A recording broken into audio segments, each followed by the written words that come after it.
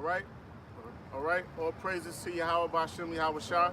Double honors to the apostles, the elders, honors to the Akim of GMS, and the Akim that's pushing this truth out in sincerity, all right? Week in and week out. So basically, we're just gonna go into Esau being a devil and being a fool, because his people always doing shit that's stupid, you know, but they supposed to be the enlightened ones and the most bright, all right? You got it? You can get that one. This is Habakkuk 2 and 5, and it says, yea, also, because he transgressed by wine. Yeah, the so-called white man transgressed by wine. His philosophies, his law, his democracy, all right? His capitalism, all of that, you can have any religion, you can believe in what you want to believe in, all of that is wine, all right? It says he's a proud man, neither keep it at home. The so-called white man is the most proud, even the ones that's on the street, even the ones that's destitute, man. All right? He's proud and he doesn't keep at home. The so-called white man is always in someone's land policing that people, or trying to police them, and taking what they have, and using the disguise as war or terrorism to get other people's mineral resources. It says, who enlargeth his desire as hell. He enlarging his desire as hell. Wherever the so-called white man is, he pollutes that country, that land, he bankrupts that land, he takes the morale of the people. Who enlarges his desire as hell and is as death. He is as death, man. Because wherever he goes, he causes mass destruction. He destroys people. It says, and cannot be satisfied, but gathereth unto him all nations, and heapeth unto him all people. He can't be satisfied, man. They always want more, and they want to get over and take more. That applies to the so-called white man, all right? Because what he's trying to do is New World Order, right? He has the world by the balls, and he still wants more. So he wants to chip everyone. He wants to annihilate majority of the world's population worldwide. All right? This is Psalms 14 verse 1. The fool have said in his heart, there is no power. Yeah, the fool said in his heart, there's no power. All right? That's the so-called white man, all right? And he has 2/3 of our people believe in that shit. And the heathens believe in that, man. Yep, it reads on to say, they are corrupt. They have done abominable works. There is none that doeth good. Yeah, there's no, the white man he does abominable works, and he hasn't done any good, okay? I'm talking about straight up I'm talking about Edomites, all right? Yeah, which when you go into the word abominable, it basically means a filthy, disgusting act. Right, and this so-called white man has done just that since he's come into power. In these days, in these very last days, what has he done? He's allowed homosexuals to run rampant. He's allowed man and man to marry each other. He's allowed women to marry each other. So that's an abominable work in the sight of Yahweh Bashem Shai. And that's one of the reasons, just one of the reasons why the Lord, the Heavenly Father, Yahweh, and our Lord and Savior, Yahweh Shai, is going to destroy the so-called white man, who is Esau, Edom in the Bible, man. Yeah, the wicked of the Bible. He's going to destroy the so-called white man. Yep. And them white people be dying horribly. The lesser luminaries, the ones that the regular peon crackers or whatever, that's doing good or so-called doing good and about to have a prosperous life, you always hear them dying ruthlessly or something, man. Yep. All right? And you can get it for me? This is Luke 4 and 12, and it says, and Yahweh Shai answering said unto him, it is said, thou shalt not tempt the Lord thy power. Yeah, you're not supposed to tempt the Lord, all right? Because the Lord will destroy you, man. You're not supposed to tempt him. You got people skydiving, rock climbing high up, damn near to the clouds. Not to the clouds, but you know what I mean. Climbing high up. Like this Edomite, I think his name was John Edwards Jones, right? Let me see, what is it?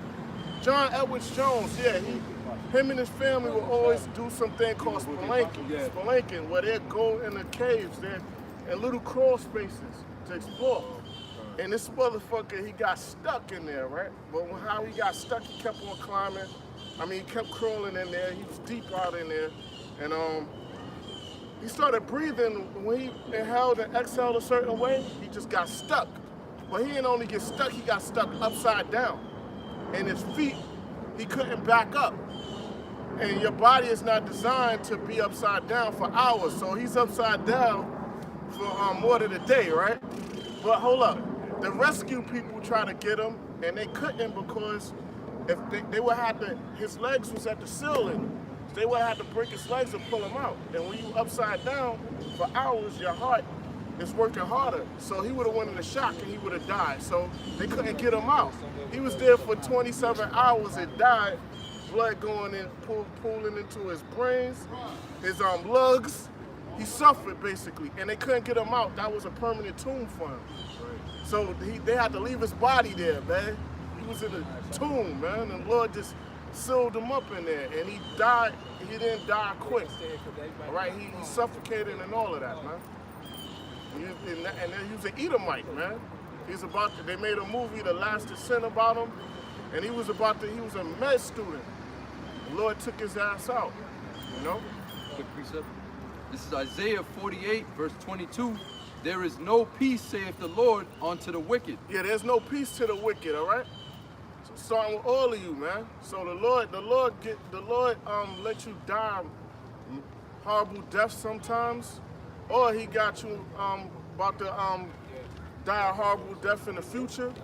And then after that, you come back in slavery, and then you're gonna be annihilated completely.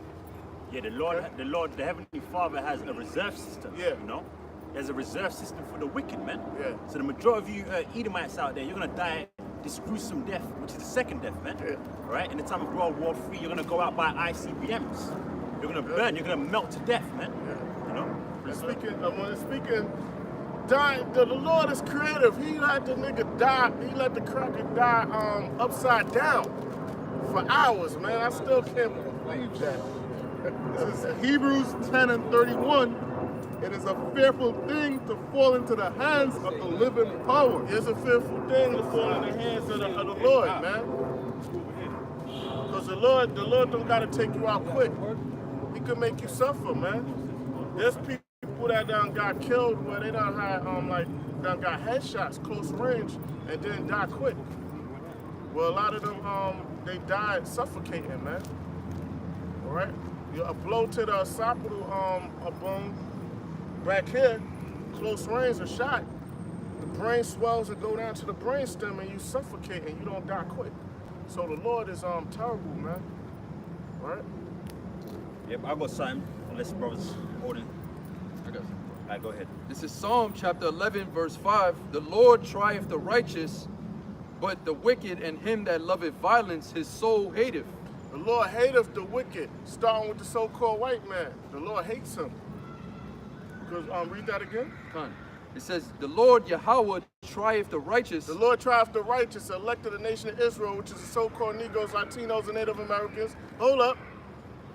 But the wicked and him that loveth violence, his soul hateth.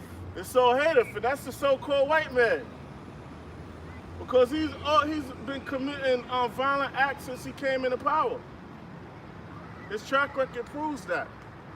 There was some Edomites that just walked past, and some more potential Edomites walking. All right? Verse 6, upon the wicked. Edomites, a so-called white man. He's known as Esau or Edom in the Bible. His skin is wasted away. He doesn't have pigmentation. He lacks melanin. Upon the wicked he shall rain snares, fire and brimstone, and in horrible tempests, this shall be the portion of their cup. Yeah, that portion. You're gonna go out in nuclear destruction, the so-called white man, all right? A lot of the Russian Edomites gonna die in this Third World War. All the Edomites here in America gonna die in certain parts of the world. This is Psalms 37 and 1. It says, fret not thyself because of evildoers, neither be thou envious against the workers of iniquity. Yeah, we're not supposed to envy them or be afraid of them. It says, for they shall soon be cut down like the grass and wither as the green herb. Yeah, they're gonna be cut down as a grass and wither like a herb, man. So-called white man is gonna be destroyed, and fall out his power. So we're not supposed to envy him. His rulership is temporal. All right. His time decaying like a stock option, man. His time is decaying, man. His shelf life is fading away. Expiring, yeah. You're gonna expire out. You're gonna expire out of the money. Keep reading, bro. It says, trust in the Lord and do good, so shalt thou dwell in the land, and verily thou shalt be fed. Yeah, we're supposed to trust in the Lord, and we're gonna be fed. All right, with wisdom. It says, delight thyself also in the Lord, and he shall give thee the desires of thine heart. Yeah, delighting in the Lord, and we're gonna get the desires of our heart. Meeting the Lord and being in the kingdom of heaven, all right? Lord willing. Yeah, which like what we're doing right now, coming out here on a Saturday, putting up these shows throughout the week. That's a delightful thing in the sight of Yahweh Shai, man. This is what he requires of his men in these last days, man. Right? So you got a lot of Jakes out there, a lot of these so-called Negroes, Latinos, and Native Americans that know this truth, and you're not doing that, man. And you expect to be delivering in these last days. But guess what? In that time, in the time of Jacob's trouble, the Lord's going to turn his back on you in that day, man. Because you're not being delightful in his sight, coming out here and doing the work, man. You know? You done? This is verse 5. It says, commit thy way unto the Lord, trust also in him, and he shall bring it to pass. Yeah, we trust in the Lord. He's going to bring it to pass. He's going to bring the kingdom of heaven to us and bring these Edomites and so-called white people into slavery, all right? All right. This is Proverbs 3 and 5. It says, trust in the Lord with all thy heart, and lean not unto thy own understanding. Yeah, we're not supposed to lean on our own understanding, all right? True knowledge and wisdom is out of the Bible, all right? It says, in all thy ways acknowledge him, and he shall direct thy paths. Be not wise in thy own eyes. Yeah, be not wise in our own eyes, man. You got people making up their own breakdowns, Right. all right? Yo, they just creating things out of thin air, man. Yeah. Okay? Denouncing the name of Yahweh. Denouncing the name, saying this is false, this is fake, just trying to cause confusion, all right? Yeah. It says, fear the Lord and depart from evil. Yeah, you're supposed to fear the Lord and depart from evil, all right? Yeah, and how do you fear Yahweh Shai? By keeping his laws, statutes, and commandments, man. That's how you fear the Lord. Now we understand that we're in captivity right now underneath our enemy, our main enemy, that means the so-called white man, Esau, Edom. Nevertheless, it says in Judges 5 and 11 that well, let's get that real quick, about how we're gonna, be delivered from the snare and the fowler, and we're gonna rehearse the righteous acts in this land, man. The land of our captivity. Got it? Yeah, this is Judges chapter 5, verse 11. It says, they that are delivered from the noise of the archers. Yeah, now the only ones that are going to be delivered from the noise of the archers is going to these people here on the side, man. Right, from Judah all the way down to Issachar. Judah representing us so-called Negroes, Issachar representing you so-called Latinos and Native Americans, right, of the nation of Israel. That's who's going to be delivered. That's who's going to be saved, man. Read that again. It says, they that are delivered from the noise of the archers. Yeah, what does it mean by they that are delivered from the noise of the archers? Right? The archers is going into these ICBMs. Okay?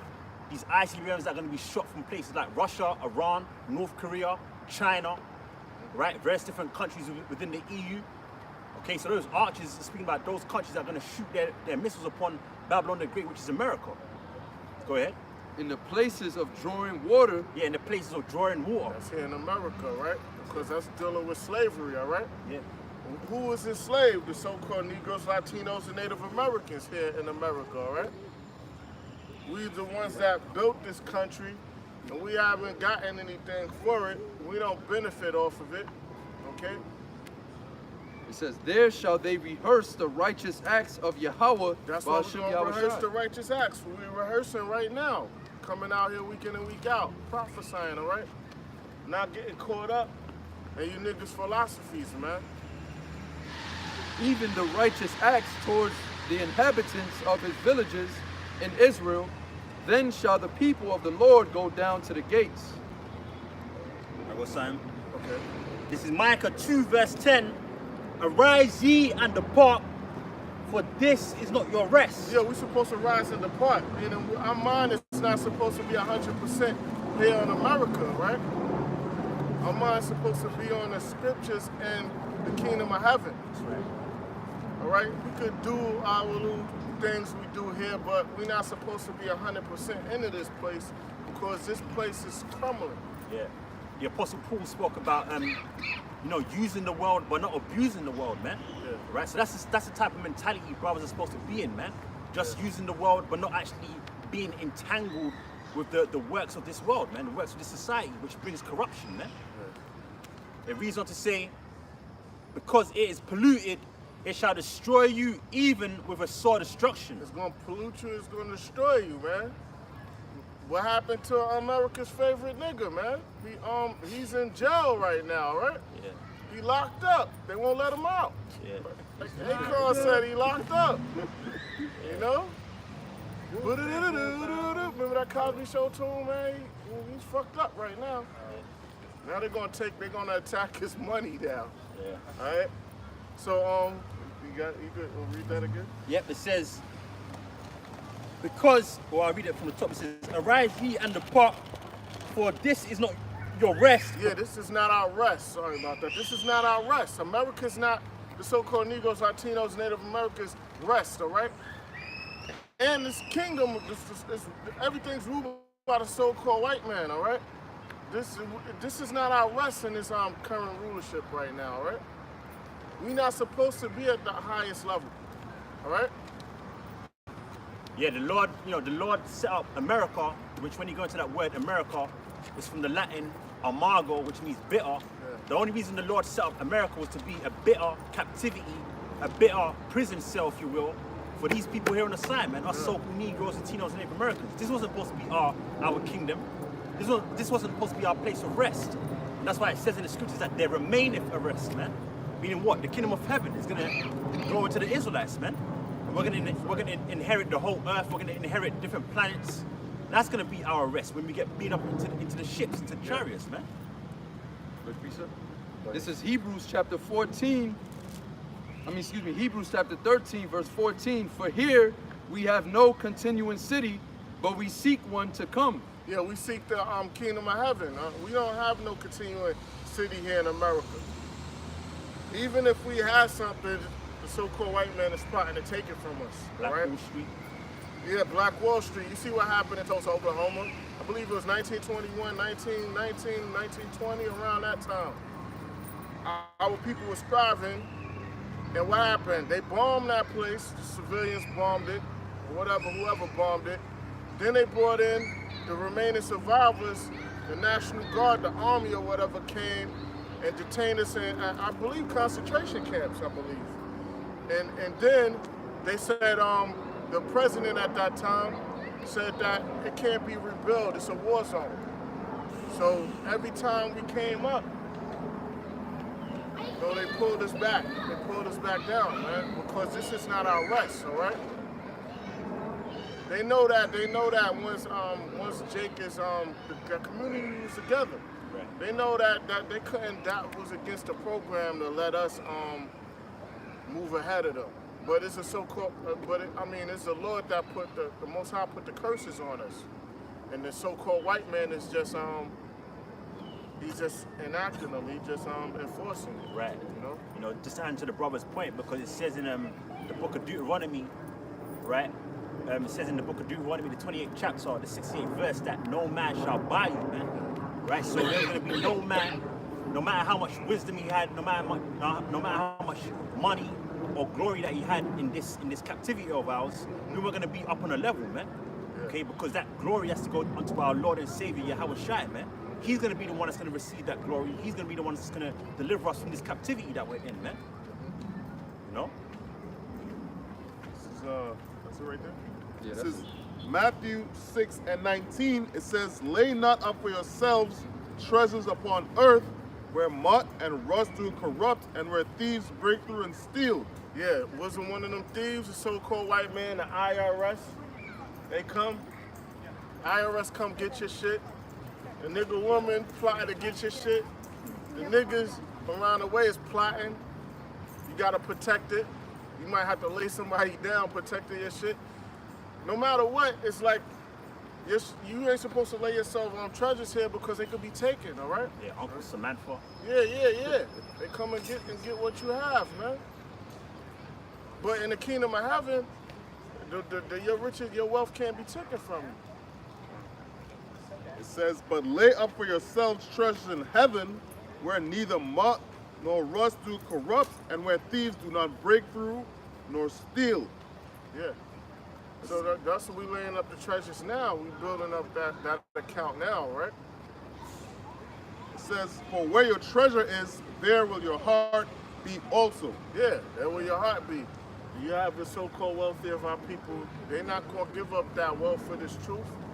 All right? They're not going to risk being seen around us because then that's gonna mess up their money. They can't have that, man. They got them Jewish connects or whatever, man. They don't want to mess that up. What Jay-Z said, can I live? He said, I'd rather die enormous than live dormant.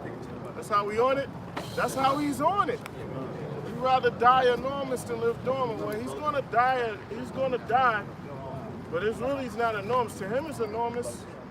All right? No, but he might lose that money first. I got something. This is Isaiah 33, verse 6. And wisdom and knowledge shall be the stability of thy times. Yeah, wisdom and knowledge is going to be the stability of our times, man. When all this health breaks loose, we know who sanctioned it. We know the Most High gave the okay for the Lord to sanction all the destruction, the economic collapse, everything to follow after that, all right? And it says, and strength of salvation for the fear of Yahweh, while Yahushua is his treasure. Yeah, the fear of the Lord, that's your treasure, man. You fear the Lord, that means you on eggshells. Okay? That's it there. So read that again for me again. It says, and wisdom and knowledge shall be the stability of thy times. We're gonna know why these things taking place, and Lord willing, not bug out. All right, we're gonna be stable, man. We're gonna have a foundation. We can't be shaken. When all our family is dead and we just survive, we survive. All right, we won't bug out, man. When you're in an Arab area and it's only like you're in a populated Arab area where it's like a couple million people, but now it's only 10 people there. All right? Yeah. This is Ecclesiastes 9 and 16, and it says, then I said, wisdom is better than strength. Yeah, wisdom is better than strength, all right? That could be physical strength, that could be your wealth, because money is a defense, right? It says, nevertheless, the poor man's wisdom is despised and his words are not heard. The poor man's wisdom is despised and his words are not heard. And what are they talking about? They don't got no money. You don't got a mega church. Would you look at your garments? What sneakers you got on? All that bullshit, man. Right? Yeah, so like one time we were at camp on the Lancy, you know, a nigga jumped in the passenger seat of a BMW. He's not even the driver. He telling us, man, yo, you guys, you get no money, man. You get no money, man. You're not getting no pussy. Yeah, no pussy. Like, come on, man. But we out here giving out the law, statute, and commandment, the word of the Most High for free, man, and niggas don't want to hear that, man. Yeah. All right? And then for the scoffers that are getting money, you better be glad we not doing what you doing. Because if we focus our energy on what you doing, you wouldn't be making no money. That's right. A lot of you wouldn't be making no money. A lot of people, they scoff on the apostles, the elders, or whatever. If they were doing your scams, your shit would be shut down.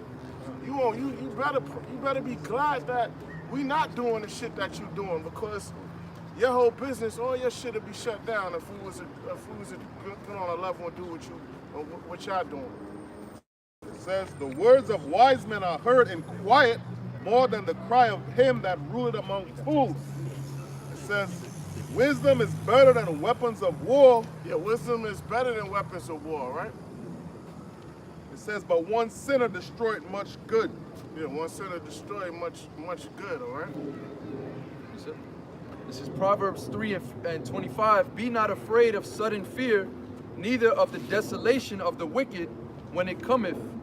Yeah, the desolation is gonna come, and we're not afraid. If we was afraid, we wouldn't be coming out here. The Lord have it. It ain't us. The Lord have it where we not afraid, and we come out. We go anywhere. You can put us anywhere, man. And we'll preach, man. We don't give a fuck about anybody, man.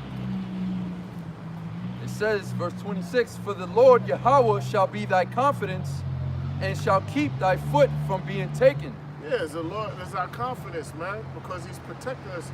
We're doing what He told us to do. All right, so we go anywhere, no matter how many people are outside. We go anywhere, man. We don't go in the hood. It's just a waste of time. You know what I mean? Shit, I'm going anywhere, all over. All right, and then putting the videos up with our face. You know, that's why a lot of times when you see us talking and we cursing somebody out in the world and we like, fuck you, because a lot of times, man, a person might see me, man. Family members that I haven't seen in years was like, yo, I saw you on YouTube or whatever. Or it might be a family member that shows somebody else, and then that person might see me. So that's why I say, that's why we say if you watching this to anybody in the world that we are cursed out or whatever. Because a lot of times those people wind up seeing this. You know? Quick precept. This is 2 Timothy 1 and 7. Timothy 1 and 7. It says, for the Most High Yahweh Shimi Shai had not given us the spirit of fear. Yeah, we don't got the spirit of fear. That's why we go everywhere and we preach this word, man. And we put the videos up with our face. You know? It says, but of power and of love and of sound mind. Power, love, and sound mind, all right? I got something. This is Wisdom of Solomon 5, verse 1. Then shall the righteous man stand in great boldness before the face of such as have afflicted him. Yeah, stand in straight boldness, prophesying the downfall of the so-called white man. Because at one time, we couldn't look the so-called white man in his eye, all right? We couldn't talk shit about him, because a lynch mob would come and try to kill us, man. And they had the law on their side.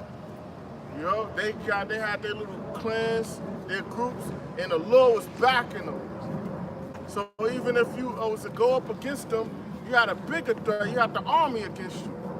But now, the law have it where we out here in boldness, letting the world know that the so-called white man is a devil, he's filthy, he's a homo, and all kind of shit that he does. We just bringing the information out. Yep. It says, and made no account of his labors. So-called white man didn't make no account of the so-called Negroes, Latinos, Native Americans' labor. Us building this country up, us being brought in cargo slave ships, the land took it from Gad and Reuben, all right? Then when they took the land, they further did things where if they found mineral resources, oil here, whatever, they dug, killed off the natives, do polluted water and everything, man. And the dude, I think it's John Perkins, Confession of an Economic Hitman, the book, he go into detail about what they did down in South America, right? Michelle Allen. It says, when they see it, they shall be troubled with terrible fear, and shall be amazed at the strangeness of his salvation. Yeah, when the elected of the nation of Israel is beamed up into those crafts, man, they're gonna be like, they the chosen people, and they're gonna be in fear because of what they done to us, man. Yeah, let me say something real quick, bro. You said related to it says the words of an economical hitman. Yeah, Confession of an economical hitman. That's going on today, man. In Brazil, Argentina, Venezuela. You see what Esau does to these Latin tribes and these Latin nations, man. What he would do, he'd send his economical hitmen to go disrupt them and give them an ultimatum. Because most of these nations are in debt to the IMF. The IMF is the acronym of International Monetary Fund. That's offshoot of the international bankers, man, where they lend money out to these nations. So what they do is they would send an economical hitman, because if you can't pay the nations back, I'm saying, if the nation that they lend money to cannot pay that money back, how you gonna say what they do? They snatch up your resources, man. Yeah. And Grab then, the lands. Yep. And then if you don't give that land up, they try to get one of your people to take you out. If that can't happen, they send the Jekylls in to bomb your plane or whatever. If that can't happen, if your security tight, then they send the military in. It's always the same. Yeah. This is Micah chapter 2, verse 2. And they covered fields. That's up from 1. All right. This is Micah chapter 2, verse 1.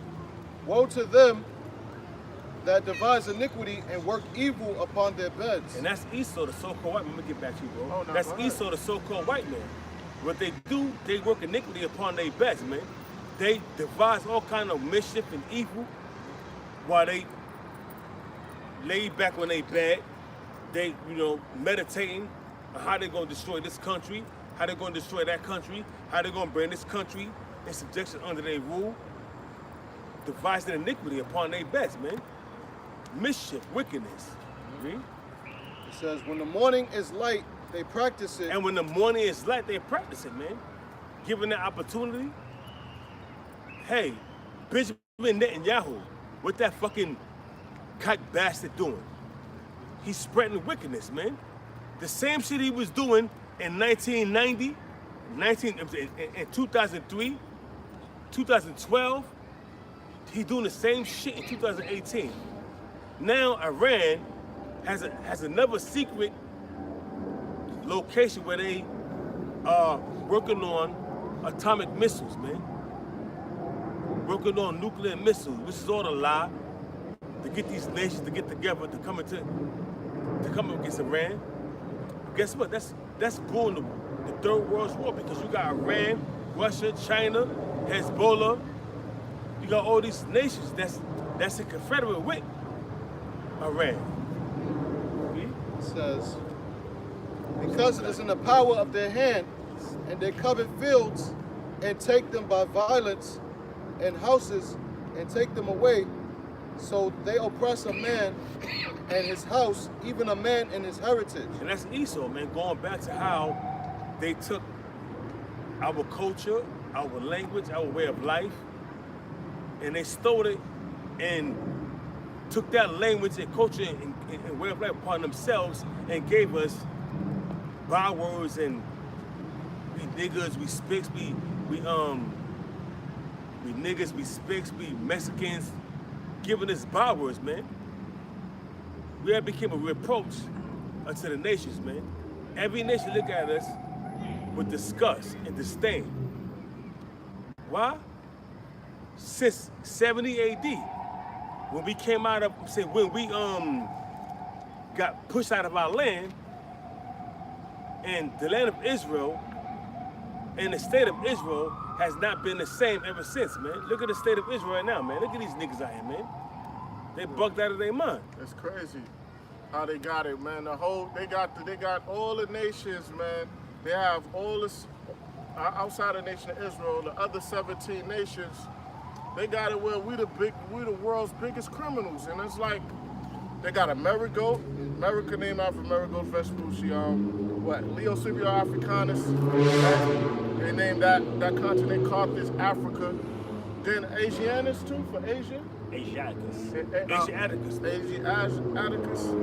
Then you got Colombia out there in South America, named after this fucking. Yeah, it's named after so-called white man. So the so-called white man that conquered all of these regions. But yet we looked at people fear us and are afraid of us. We're not going in nations' land and taking their oil, their resources.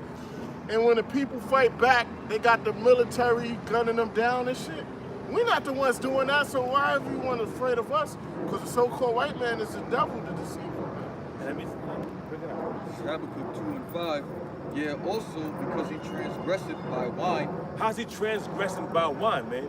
That wine is representing his philosophies. That democracy, that feminist movement, that Me Too movement, whereas you can accuse a man for touching you 30 years ago. And that shit is violent and entertainment. Hey, picture that shit, man. You got this fucking stink ass ugly bitch saying that this dude touched her 30 years ago. You for real? That's just crazy. Why didn't you fucking go to the authorities 30 years ago? Now you wanna wait when you old and ugly? And you wanna fucking, with that feminist movement, now you wanna say he touched you. Bitch, you old and ugly and fucked up. Who the fuck wanna touch your ugly ass? Yeah, that shit got worms in it. Nobody want that. Yeah, bro. I ain't worried about that It shit. says, yeah, also, because he transgressed by wine, he is a proud man, neither keeper at home, who enlargeth his desire as hell, and is as death, and cannot be satisfied. And see, he transgresses by one. He transgresses the Most High's laws through his philosophies, his transgenderism, his homosexuality, his feminist movement. Yeah. Like, yeah, what was one of his philosophies? Thoughts create things. You can create your own reality, man. That law of attraction, that bullshit. That's philosophies too, man. That's gonna get. If any chicks believe in that shit, you gonna get caught up. Get the fuck up out of that, man. Because yo, that's that thing making people think that they don't need the creator, man. That they create their reality. You don't create your reality, man. Anyone, even the elites, the Lord put them in position, but he used people. They had to unite and group up to get what they got, man. They needed help. Firstly, from the Most High. The Most High basically piggybacked them into their position, man. All right? I got a scripture for you on that, bro. Yeah, go ahead. This is Job chapter 9, verse 24. The earth is given into the hand of the wicked. The earth is given into the hand of the wicked. The earth was given to the earth was given to the so-called white man by the Most High, man. And the wicked is the so-called white man. Esau. The earth, all the resources, the airspace, land space, all right? Don't you know, like, if he has a building, right? If you have a skyscraper, he controls the space above that, all right? So if somebody else want to build a building, they gotta buy that person's air rights, man. That's on a small level, all right? He has control over everything. He covereth the faces of the judges thereof. He covered the faces of the judges, right? Who are the judges? The Most High, the prophets, the angels. If not, where and who is he? If it wasn't the so-called white man, who else did that? Only one that did that was the so-called white man. He's the only one that committed that crime. That's right. That's it. I got All right? real quick. 'Cause you said something about how the Lord gives the leadership. Yeah. This is Daniel 4:17. This matter is by the decree of the watchers and the demand by the word of the holy ones, to the intent that the living may know that the Most High ruleth in the kingdom of men. The Most High ruleth in the kingdom of men. The Most High is that animated force in you that directs your movement. All right? He controls your spirit and tells it what to do. He puts the program in it when you sleep. All right? And then when you wake up, you go out and you do that action. And don't be stupid, even if you break, all right? The thought was already programmed in your mind. Yep. And it says, and giveth it to whomsoever he will, and set it up over it the basis of men. And set up over it the basis of men, all right?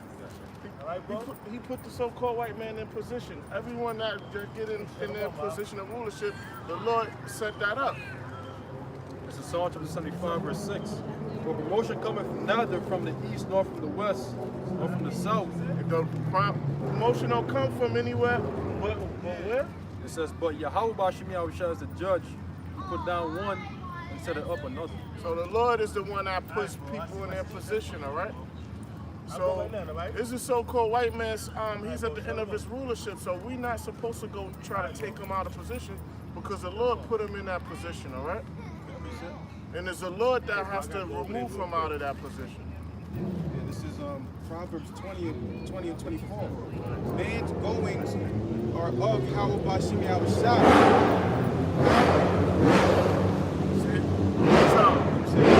This is Proverbs 20 and 24. Man's going are of Yahweh Bashim Yahushua. Look, man's goings are of the Most High. how can a man then understand his own way? A man can't understand his own ways because the Lord is the one that programmed your thoughts. All right? 21. This is Proverbs 21:1. It says, the king's heart is in the hand of Yahweh Bashem Yahushai. As the rivers of water, he turneth it whithersoever he will. So it's the Lord that directs man's ways, man. All right? And you you doctors or whatever, they know that. When they do that hypnosis and their witchcraft, they know that they know that it's the Most High that controls thoughts. All right? That's why they try to undo what the Lord do and try to program people, man. Esau knows that, man. So I was gonna say that word doctor goes, and when you look up the word doctor in the etymology, it means falsify. See? Falsify, yo. That's what they do. Just like you got your you got the medications, right? Because your body has natural opioids and pain receptors. And those receptors, it's like a lock and key mechanism. They have those receptor sites where the pain, for the receptor it might be a certain shape to help that pain. But then Esau, he manipulates it with his drugs and his chemicals, so where it sort of like tricks the body that the pain is not there. The pain is still there, but it's tricking the body that the pain isn't there. You know, I haven't read that in a long time. I gotta go back into it. All right, pharmacology, all of that. I got something. All right, yeah, this is Daniel 7, verse 25. And he shall speak great words against the Most High, and shall wear out the saints of the Most High. That's what the so-called white man has done. He's speaking great words, man, against the Most High, man. He's saying he's the Most High. He's out there going out in space. He's saying they're gonna go out to Jupiter, all of these crazy things. He's gonna have his new world order. He's trying to map out the heavens, the ocean. All right? That's speaking greatness. When you look at when you just do research and you look what he's doing, he's trying to be better than the Most High. He manipulates the weather. Manipulates the weather. Yep. You know what I'm saying? He's trying to clone people. You know what I'm saying? Yeah. Or he probably already has started doing that. Clone animals. You know what I'm saying? This man is even trying to tap into. He's trying to find out energy, the spirit or whatever. You can't do that, man. You going too. He wants to be the Most High. Trying to go to the next realm or whatever. That's the Lord. That's the Lord and the angels' job, man. And the elected nation of Israel and the kingdom are gonna be able to go through realms. But as of right now, only the Most High, the Lord and the angels could do that, man. Who are you to try to do these things, man? It says, and think to change times and laws, and they shall be given into his hand until a time and times and the dividing of time. Yeah, so the so-called white man, he's given the time to rule, and he tried to change times, the dates. Yeah, man, he's trying to offset prophecies, man. This guy. That's it, dude.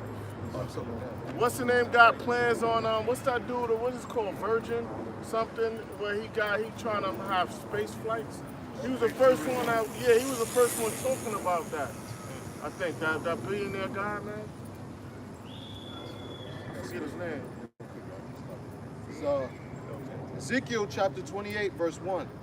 The word of the Lord came again unto me, saying, Son of man, say unto the prince of Tyrus, Thus saith the Lord, Yahweh, because thine heart is lifted up, and thou hast said, I am a God. I sit in the seat of the Most High. Yeah, that's who you elites, man. So-called white man. He's saying he sits in the seat of the Most High, man, because look, he got his satellite spying on everyone. He can listen in on phone records. He knows where everyone's moving when their phone is off or on. He's just looking at people and spying, so he believes he's the Most High because he can see everything. It says, Yet thou art a man, and not God. Yeah, the so-called white man is a man. He's not God, man. It says, Though thou set thine heart as the heart of the Most High, behold, thou art wiser than Daniel. Yeah, they done became wiser than Daniel, man, right now. Okay, and Your rulership is temple, man. It's sort of like renting center. The Lord rented you your position for a small period of time, man. It says, there is no secret that they can hide from thee. The least can't hide no secret from the Most High, man. The Most High sees everything. The Most High knew what the so-called white man was going to do before he created him, man. He knew, the Most High knows things millions of years in advance, man. All right? So it's nothing that no one can hide from the Most High, man. Verse 4.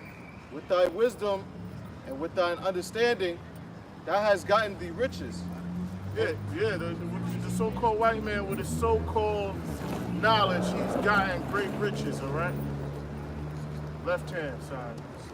It says, with thine wisdom and with thine understanding, thou hast gotten thee riches and hast gotten gold and silver into thy treasures. Yeah, you got gold and silver and through your manipulation and your banking system, you know, and your fiat currency, man. You and your laws, you have gathered a lot of the world's gold, man. So James chapter 5, verse 1. Go to now, ye rich men, weep and howl for your miseries that shall come upon you. Your riches are corrupted, and your garments are moth-eaten. Yeah, your riches are corrupted, man. And you're not righteous, okay? You're corrupt. The so-called white man. Your riches are corrupted, man. And you didn't get it righteously. It's gonna be translated to the nation of Israel. Verse 3, your gold and silver is cankered, and the rust of them shall be a witness against you, and shall eat your flesh as it were fire. You have heaped treasures together for the last days. Yeah, you heap treasures for the last days. So the so-called white man, you elites, your days are numbered, all right? All right, but your lower people of you gonna be destroyed here in America, all right? I got something. This is Sirach chapter 10, verse 8. Because of unrighteous dealings, injuries, and riches got by deceit. Slavery, the drug trade, you so-called white people have gained riches throughout the world, starting with the elite. You know how you so-called white people got one over us? The slave trade and the drug trade. That's what made you people great. And the Native Americans. Yeah, and taking this land. All right, that's how you got mighty. It wasn't your intellect. You stole all the gold. You created the system that everyone has to go under, to live under. After you stole everything. Right. Let's go. Go ahead, sorry about that.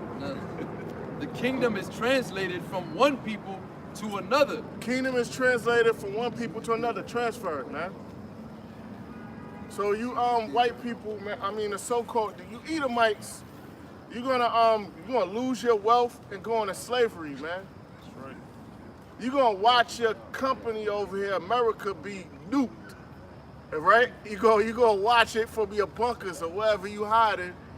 You gonna watch this place go up in smoke. Then all your military destroyed in the air. And then the Lord is gonna be hunting for your ass. And then go into slavery, man. It's crazy. And this is gonna happen in under 5 hours. All of these things, man. And under an hour. No, America under an hour, right? Under an hour. Right. And then the Lord is gonna return and snatch them up.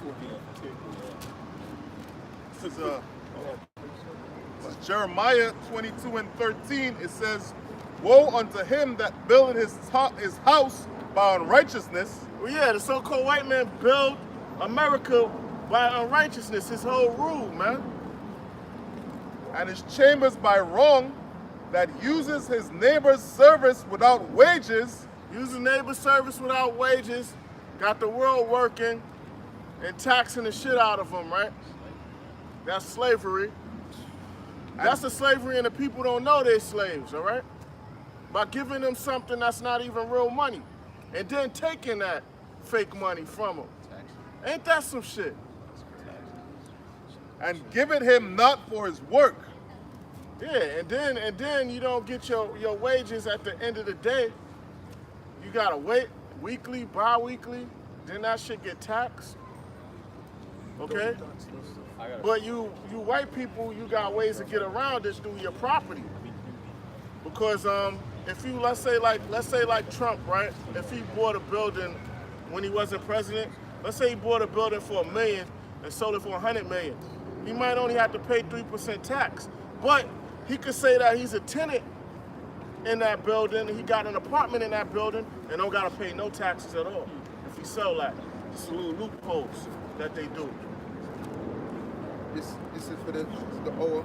See, this is Job 14:5. Seeing his days are determined, the numbers of his months are with thee. Yeah, his days are determined. The so-called white man's shelf life, he has a shelf life. Thou hast appointed his bound that he cannot pass. The Lord has a pound of bounds he can't pass. So he's saying what he's gonna do 50 years from now. You don't got that much time. You don't got that much time here. Your days are numbered, man. It's a cap. The Lord, we got a glass ceiling on how far we could get in this bullshit ass kingdom. And at least the Most High gave them a glass ceiling that they can't reach. This is Job 8:22. They that hate thee shall be clothed with shame. Yeah, they that hate thee. All the Haitians that hate the so-called Negroes, Latinos, and Native Americans. And the dwelling place of the wicked shall come to naught. Yeah, it's gonna come to naught. The so-called white man got the fatness of the earth, but his empire is crumbling. Yeah, your empire is crumbling, man. Your whole system, man, you live it up. You gonna be property soon, chattel. You know what I mean? Go ahead. This devil, man, since becoming of the truth, man, Lord, open up my brain. If you brothers look on the Social Security and look on it every week, this devil bring it up when you check. When you get your check, look on the Social Security and the Medicaid. This devil bring it up 1 week, and then the next week him show you, and then him bring it down back. But cause a nigga, when him get him check him on, he pull it. A nigga, average nigga don't think twice, man. Yeah. So you're not gonna see that, man. So they're manipulating. Yeah. You get double tax, man. Yeah, You know, and then put it up one moment and then bring it up back. But yeah, you know. Yeah, it's a shakedown, man. Basically, the IRS is the mob, man, and the elites got them out here. They basically turning people upside down and shaking everything they got out of their pockets. Okay.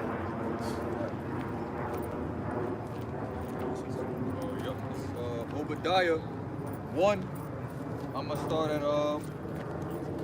at verse 5. I'm gonna start at verse 4. Yeah, we out here prophesying the downfall of America, which you so-called white people is ruling, all right? That's right. And your kingdom is crumbling economically first. It's gonna get nuked, and you're gonna go into slavery, and your women gonna become our property, all right? That's right. This is Obadiah 1 and 2.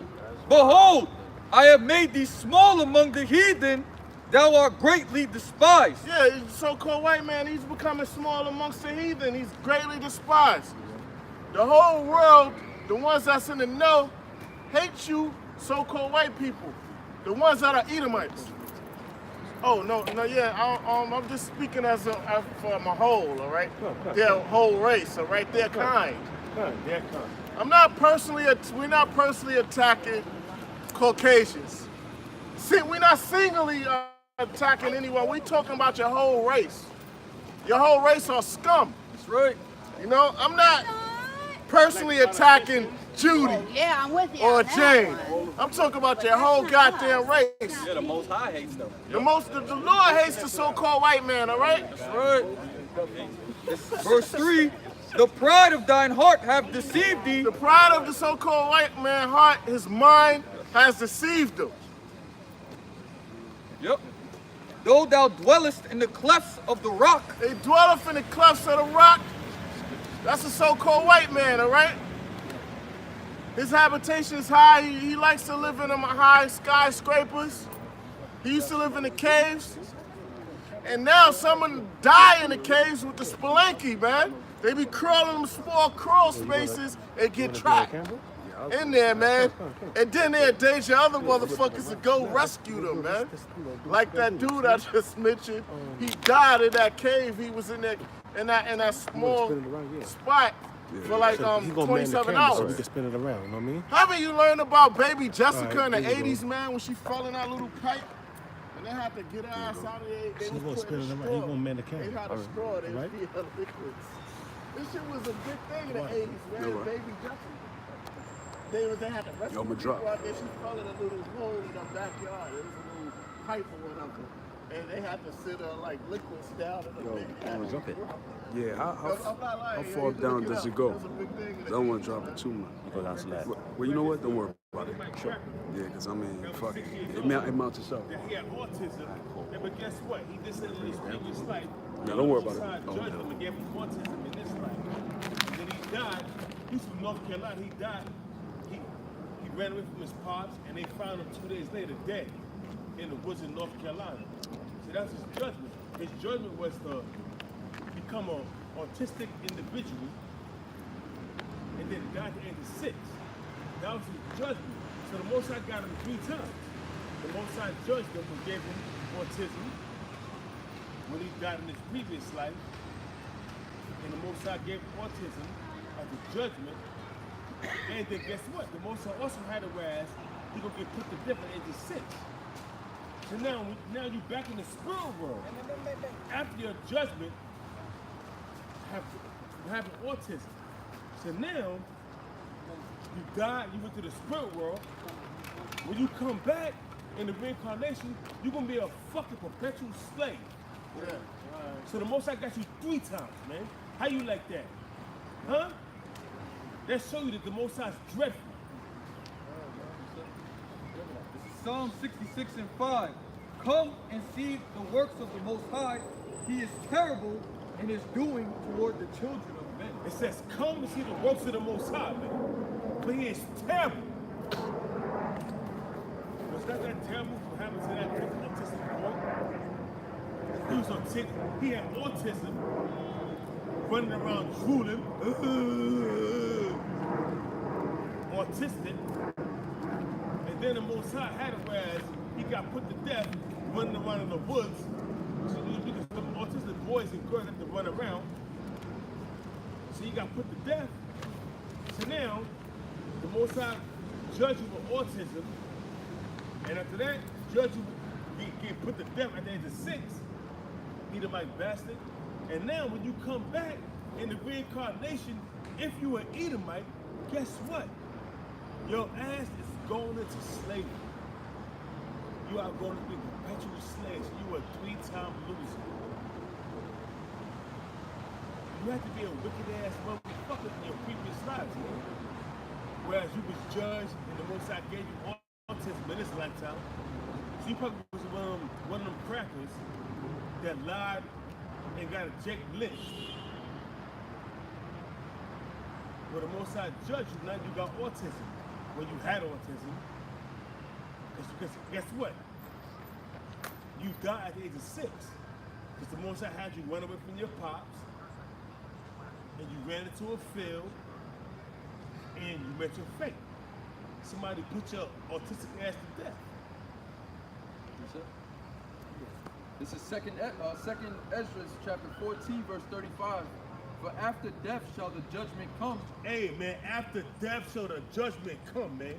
You understand what I'm saying?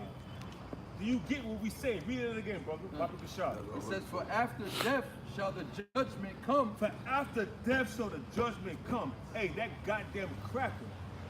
When he died, whether it was by natural causes, heart attacks, broken locust, whatever he died from in his previous life, the Most High, he went to the spirit world, appeared before the judgment seat of the Most High Yahweh, and received this judgment, and he's gonna come back as an autistic kid. And he came back as an autistic kid in a new body, the same spirit. And guess what? The Most High judged him. He got put to death in the fields of North Carolina by the hands of some wicked ass cracker that was a child molester or whatever house the Most High had it deemed for your destruction. But nonetheless, you died at the age of 6, being autistic. But now you're in the spirit world, and you appear before the judgment seat of the Most High again. And now your judgment is to be a perpetual slave under the hands of the sons of Israel. How you like that? Now you a 3-time loser. Forget the people that's born with the cleft lips. So even when they close their mouth, you still see their front teeth. Huh. Hey man. That's some crazy shit, right? That's right. But dealing with this fucking autistic kid, man. Now you in the spirit world, you receive your judgment, and now your judgment from the Most High Yahweh, he let you know now you're gonna be a slave in the kingdom of the Israelites. How do you like that? You goddamn autistic bastard. That's also going into reincarnation. Like the scriptures say, that everything is reincarnated. So it said after death shall the judgment come. Everything is reincarnated. The prophets were written. So things that we were doing back then, we're doing now. Like the apostles, they always bring out how the season that was taken on the prophets of the Lord.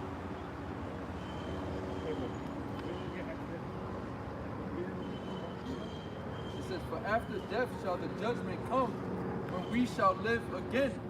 But after that, shall the judgment come, and we shall live again. And that's reincarnation. That's going until when you die in your previous, so when you die, you go in front of the judgment seat of the Most High, and you receive your judgment, and you come back in the reincarnation to celebrate the judgment on this earth, man. And you people don't realize that, man. Hey, man, we sit in the sight of the Most High, and we serving out our punishment, which is slavery under the so-called white man. To this day, we are yet this day in our captivity. Because now we are not physical slaves, we are corporate slaves. Having a social security number, having a birth certificate, we have become corporate slaves under Esau, the so-called white man. But the Most High is about to break that yoke.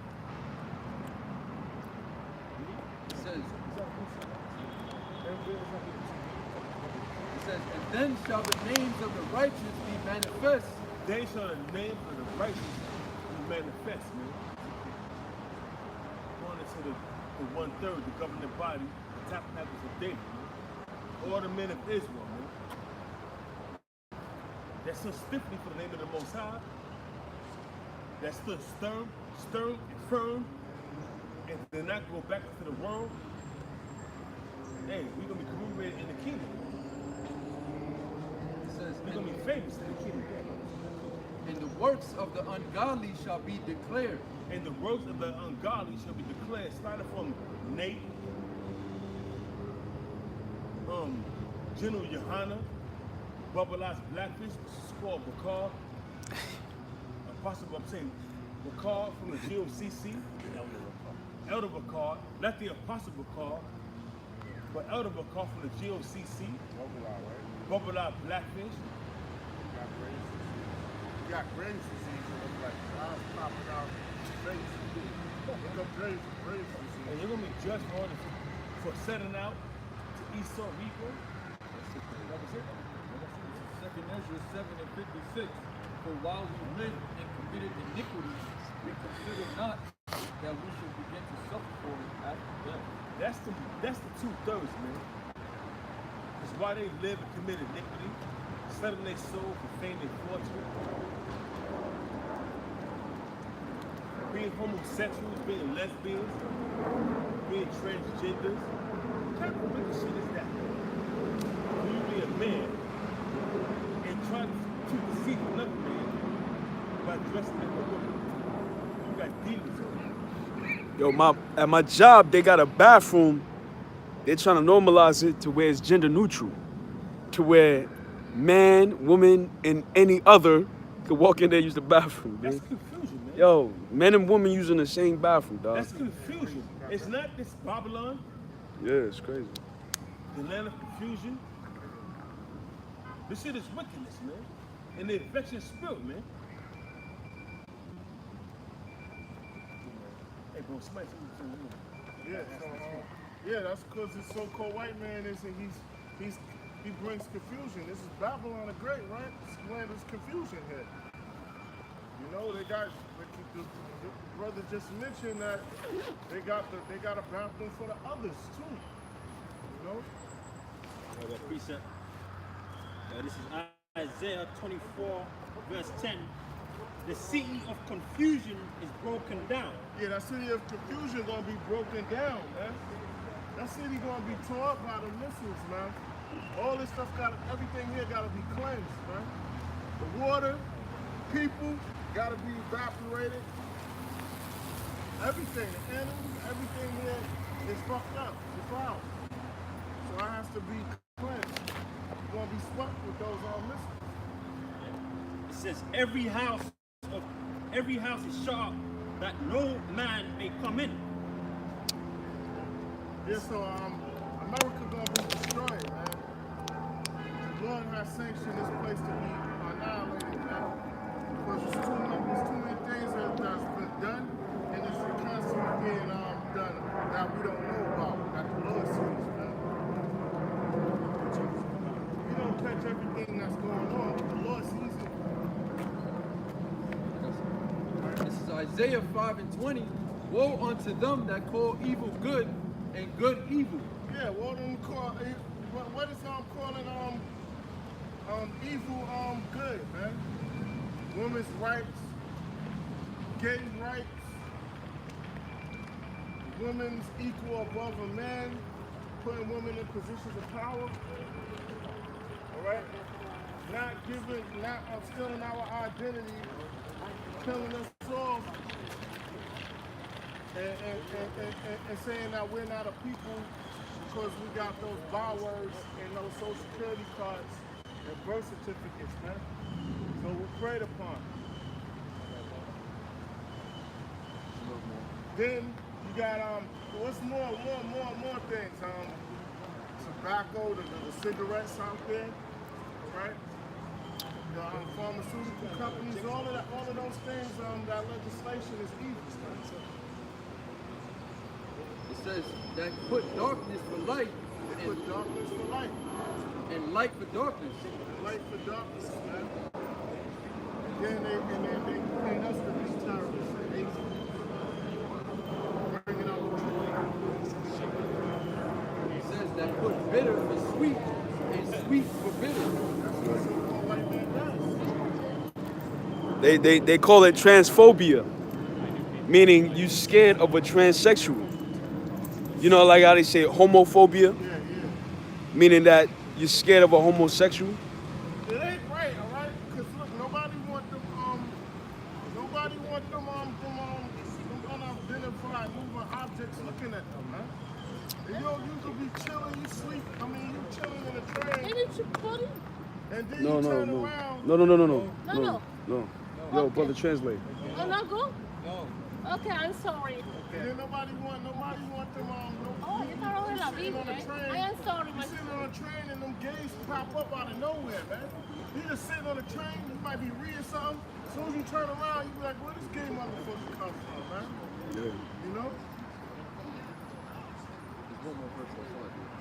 Verse 23, which justify the wicked for reward and take away the righteous of the righteousness of the righteous from him.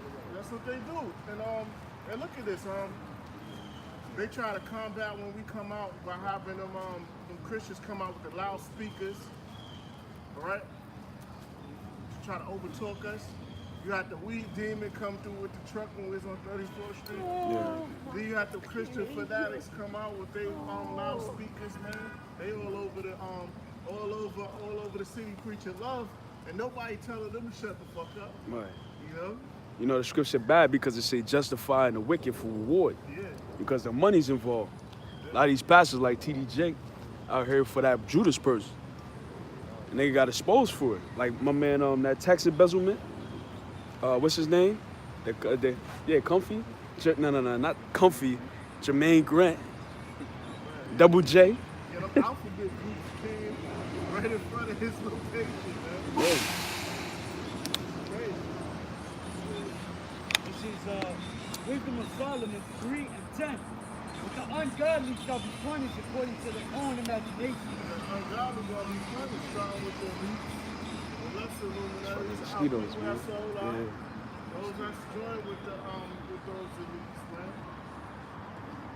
Which have neglected the righteous. They neglected the righteous, man. You see all the things they do?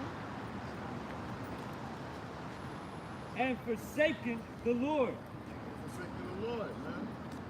So, because that is conflicting with their imaginations or what they're trying to prosper and achieve.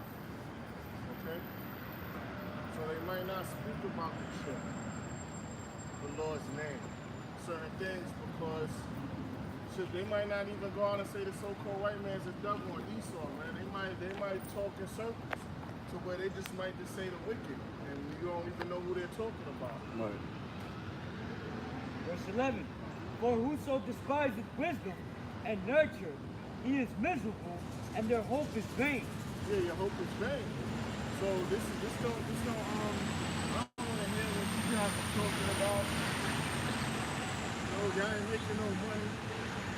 Well, your hope is vain, man. You're not gonna weather the storm that's about to take place, man. You're not gonna get around the financial collapse, right? Right. Or may I also add too? They pushing forth to de-dollarize the system, pretty much to do away with the dollar.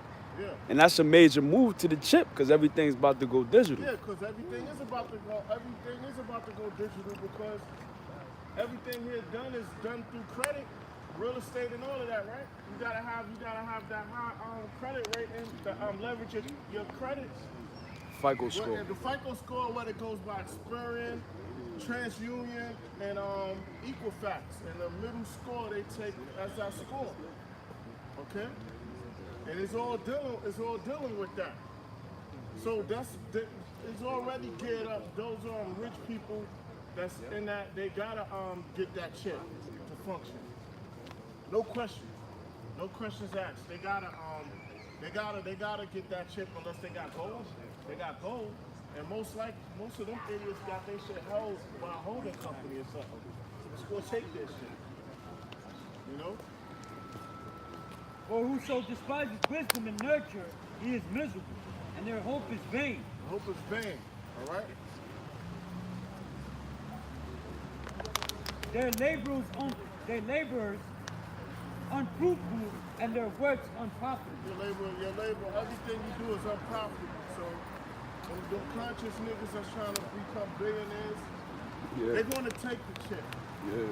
They can't live how we live, man. They can't do it. Right? All of them, man. They wanna die enormous, they're gonna take that shit. They're gonna take it. In the 50 Cent spirit, get rich and die trying. Because the so-called wealthy that's not the elites, the lower people that's millionaires or whatever, all of their wealth is credit based. So they're the first ones that if they don't already got the chip already. I believe they got it. All of them, they got that shit already. They have to. And it's funny you say that because what's going on now is that the Federal Reserve is hiking up interest rates. Now, you know, interest rates is usury, pretty much to pretty much suppress that person that took out the loan. So a lot of people with student loan debts, credit card debts, they're gonna have to default on it because you can't afford to pay the interest off the usury. So what's gonna happen? Loan forgiveness. Take this chip and we got you. We're gonna wipe all your debts. Yeah, like that. Your slate is clean. You're starting with AAA rating or whatever it is. If anybody experts on that, you're starting clean with a high-ass score. Okay? Proverbs 11 and 4 says, riches profit not in the day of wrath. Riches profit not in the day of wrath, man. When that destruction is coming on America, your wealth, your assets, none of that don't mean anything. It's all going to be burnt up. It says, but righteousness delivered from death. Righteousness delivered from death, man. And that is going to be delivered from that nuclear destruction. bank on it. Zephaniah 1 and 18, it says, neither their silver nor their gold shall be able to deliver them in the day of the Lord's wrath. There's the least that got gold and silver and all those resources. And then the less people that have gold or whatever, it's not going to deliver them. It says, but the whole land shall be devoured by the fire of his jealousy. The whole land is going to be destroyed, man, by that fire.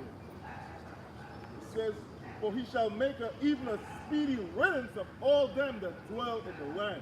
Speedy riddance. When the Lord returns with the angels on those crafts, those chariots, and when those nukes are shot here, it's going to sweep this place and cleanse this place, man.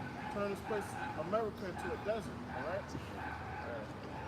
All 50 states or whatever you want to call it. Oh, Slack here, brother. May I also add too, because Donald Trump had the UN press meeting. And when he was up there talking, I don't know if y'all brothers know, he was like, oh yeah, America is the greatest it's ever been in history. And all the nations laughed at him. And he was like, oh, I wasn't expecting that. Because they laughed at him when he said America's is the greatest it's ever been. And all the nations, the whole crowd laughed at him. Can America be great when it's no longer a leading producer? It doesn't produce that much. Doesn't produce that much. Its credit is fucked up. Okay?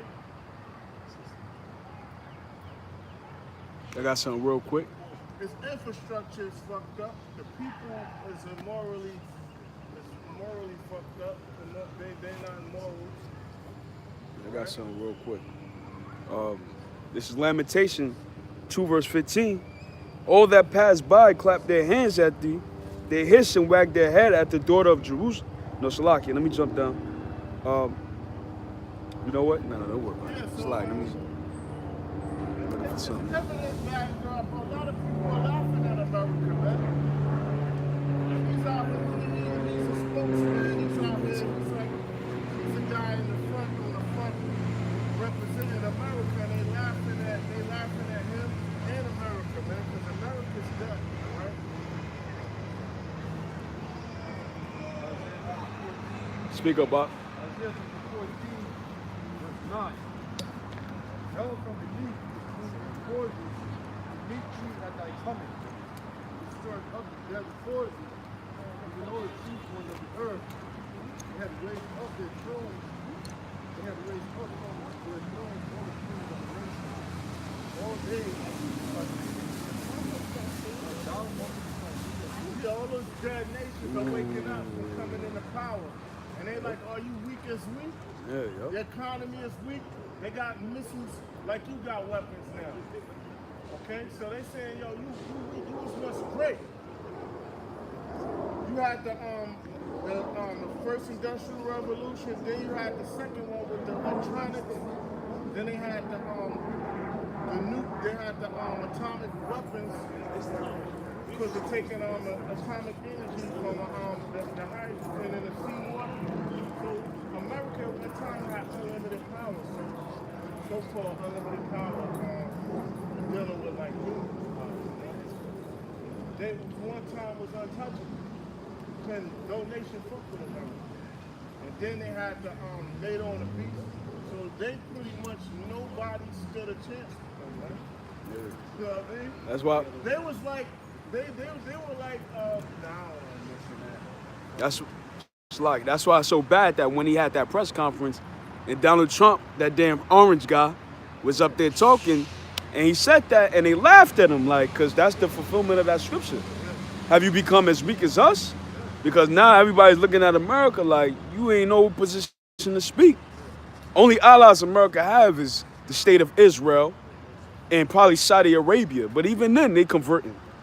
So you know, America they have no allies. EU's broken up, and we know any kingdom that's divided against itself cannot stand. Because that's why it says with the European Union, it was the uniting of them that made them strong. Jeremiah 50 and 23. How is the hammer of the whole earth cut asunder and broken? How is Babylon become a desolation among the nations? Yeah, it's going to be a desolation. America's going to be destroyed by intercontinental ballistic missiles. That's right. That's the time we're in. You can't talk your ass out of this destruction. Yep. That's it. It's over, man. You had your run. Yeah. All right? You gotta chill now, man. It's your time to fall. That's right. It was fun while it lasted. That's right. Hang it out. Right? If you don't remember your past life when America was at its height, that's your problem. Now, because it's like I was watching that movie, Great Gatsby. How these, so-called white people used to live, man. All these acres of land and the sun shined every day and, they had a little rain and they had big-ass houses and shit. Yeah, all that is gone, man. Niggas is paying $1,900 on a room. You know what I'm saying? And, millennials, that's what they call them. They ain't got that big land, fertile with all this beautiful gardens and shit. Yo, if you watch that movie Great Gatsby, Donald Trump trying to resurrect that, man. But it's done, man. That shit ain't coming back, man. Look out there at Howard Beach, man. At Howard Beach, niggas couldn't be walking through there at nighttime or whatever, man. Yeah. You got the Latin tribes out there now. You got judo out there at any time. You know what I mean? At one time you couldn't just be at Howard Beach, man. You couldn't be out. You couldn't be at Howard Beach, man. We got a few more places where you don't see Jake at. You don't really see Jake, and you don't see Jake at Breezy Point. You know what I mean? That's how it is. You don't see Jake out at Breezy Point like that. But that's just showing, man. He's weak now. I have laid a snare for thee, and thou art also taken, O Babylon, and thou wast not aware. Thou art found and also caught, because thou hast striven against the Lord. You serving against the Lord, and the Lord put a trap under you, man. He gave you that nuclear technology, all right? He let you do your thing with your fiat currency, man. He let you create these diseases. He let you give aid to these nations, and they use it against you. You trapped yourself, man, all right? Yo, that's real. That's real. Luke chapter 4, verse 35. The fire shall come down upon her from the everlasting, long to endure, and she shall be inhabited of devils for a great time. Yeah, so America's gonna be destroyed, and there's gonna be desert creatures here, right? America's gonna get shot with nuclear fire and concentrated fire when the Lord returns with the angels, man, or with the host, okay, to deliver his elect and destroy America. Isaiah chapter 34, verse 2, it says, for the indignation of the Lord Yahweh is upon all nations, and his fury upon all their armies. He has only destroyed them and delivered them from his Lord. So he's gonna destroy all your armies too. All Esau's allies and armies, the beasts, they're all gonna be annihilated in the air, man. All right, they're gonna be burnt up at high altitude. Sword shall be made in heaven. That's the missiles, man. They're gonna be shot from one continent, come down from the skies, detonate on the designated areas. Behold, shall come down upon Idumea. Edom, which is America, is controlled by Esau. America, that's his business. It's going to be destroyed. And upon the people of my curse in judgment. Yeah, upon the people of the curse, man. The Edomites, man. All right, America's a corporation that's going to be destroyed. Its security guards, which is the military, they're going to be annihilated too here, man. Okay? It is the day of the Lord Yahweh's vengeance. The day of the Lord's vengeance. And the year of recompense. Payback. For Zion. That's it? Yeah. No, read on. It says, for it is the day of Yahweh Ba'ashem Yahweh's vengeance, and the year of recompense for the controversy, for the controversy of Zion. For the controversy of Zion. So what you did to the Lord's monument, so-called Negroes, Latinos, and Native Americans, you're going to receive your reward. That reward is going to be fire. All right? Yeah, may I also add too, if you notice that I believe Israel has struck the Iranian plane within Syria. And now they're like outraged about it. So now that was like one of the snares that they used to try to bring up this war. So like we on high alerts about that, man. This war is like right at the hill in the clus, And that was the snare because anything like a snare is something to catch a bird. Like a bird don't know about the trap that they walking into, and that's one of the snares. Malachi 4:1, and it says, behold, the day cometh that shall burn as an oven. That day cometh, that judgment day when America's going to be burnt up by missiles, man. Because it's going to burn like an ancient world oven, man. It's where it just cook things instantly. It says, and all the proud gay and all that do wickedly shall be stubble. You want it up. So we want to split them up? It says, and the day that cometh shall burn them up, say the Lord of hosts. So we get some broke. That day is going to burn them up. I got the Lord of arms, right? The Lord is a man of war. And Yahweh is going to sanction for Yahweh shall return with the angels to destroy America and certain parts of the earth. And it says that it shall leave them neither root nor branch. It's not going to leave anything. It's going to be desert creatures here. Because they live in those conditions. It's going to be a home for the desert creatures. Upon the wicked he shall rain snares, fire, and brimstone, and an horrible tempest. So traps and nuclear missiles are going to be the so-called white man's judgment. This shall be the portion of their cup. It's the portion of your cup. Yeah, portion. You've been living good, man. You've been a golden cup. When you had the so-called Latinos and Native Americans in slavery, man, you was living good. All right? Life was great for you. Yeah, scripture say a portion of the cup. That ain't even a whole cup yet. That's just a little bit. That's a little bit. That's what that is. What's up, Bob? All right? And this is good. This is good news to us, man. That the so-called white man gonna be brought out of power, man. Okay? So that's how we in. This is Jeremiah chapter 49, verse 20. Therefore hear the counsel of the Lord that he hath taken against Edom, and his purposes that he hath proposed against the inhabitants of Teman. Surely, Teman the Germans. Surely the least of the flock shall draw them out. Yeah, the least of the flock will draw you out. It says, surely he shall make their habitation desolate with them.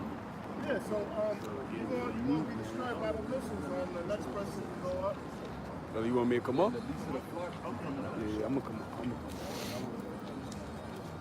Yeah, I was just gonna say, the least of the flock, the nations like Israel and Iran, that's pretty much like starting up this World War III.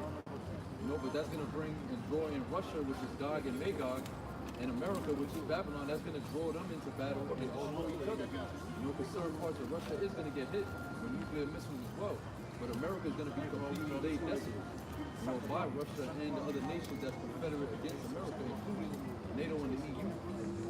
These nations are going to come up. This is the counsel of the Lord, man, that he proposed against Edom and against Babylon to destroy the face of the earth. What are you teasing me, bro?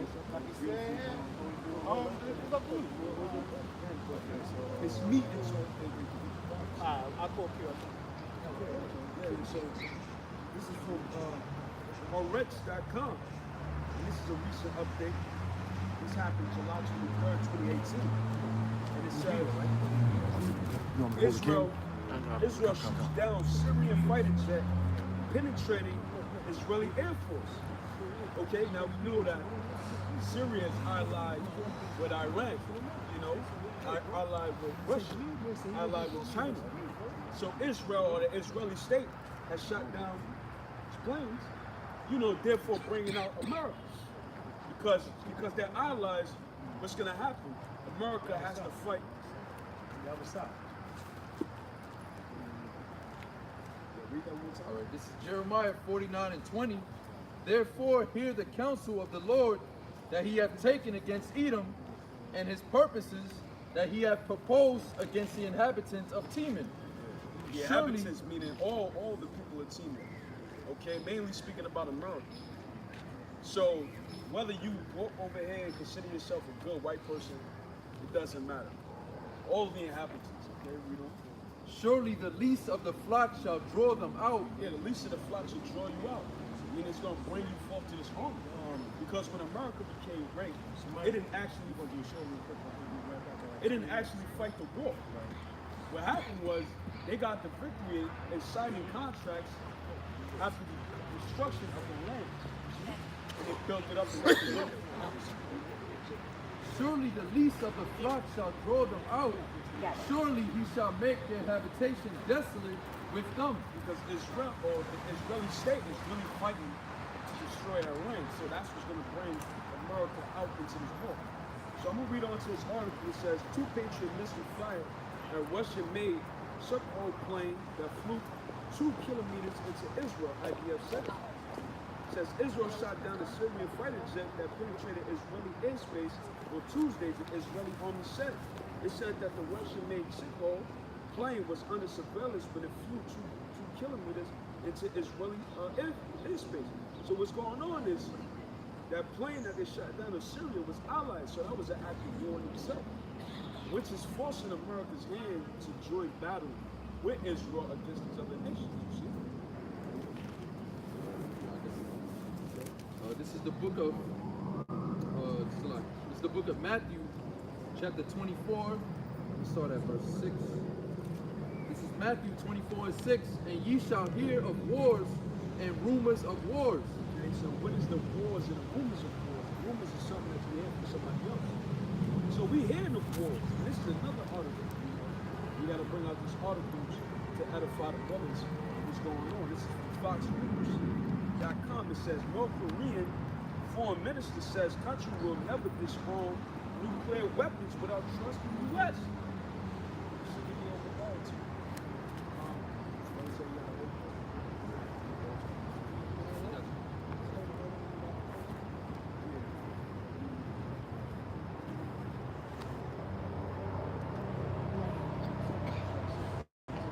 Obadiah 1 and 6. How are the things of Esau searched out? How are his hidden things sought out? All the men of thy confederacy have brought thee even to the border. The men that were at peace with thee have deceived thee. So North Korea, Donald Trump just went and sat down with Kim Jong-un, okay, president of North Korea, and try to make amends, not amends, but a peace treaty. But at the same time, America's trying to tell North Korean president to disarm Israel. But the article, is the read on the top? This is Obadiah 7. All the men of thy confederacy have brought thee even to the border. So when it says confederacy, that means you're allied. Y'all on one accord. You're confederate with one another. So you brought you to the border, meaning to fight. It says, the men that were at peace with thee, the men that were at peace with you, have deceived thee. They have lied to you, man. That's why North Korean president said, a foreign minister says country will never disarm nuclear weapons without trusting the U.S. Because these nations don't trust America. Then why should you? They seen what happened to the Negroes, Latinos, and Native Americans. Why would you trust a devil like that? You're sick fucking bastards. This is Ezekiel 7 and 25. Destruction cometh, and they shall seek peace, and there shall be none. Right, so now, the U.S. and Donald Trump, because Donald Trump is the face of America, the head. Then he's the messenger of the people. He's trying to seek peace, but there should be none. This is Ezekiel 7:25. Destruction cometh, and they shall seek peace, and there shall be none. Right, because the whole thing is we gotta have a nuclear deal.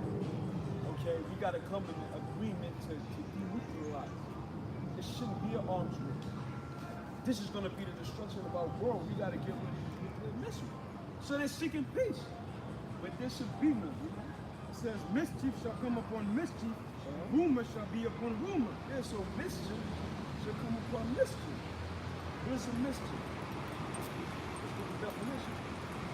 Playful misbehavior or troublemaking, especially in children.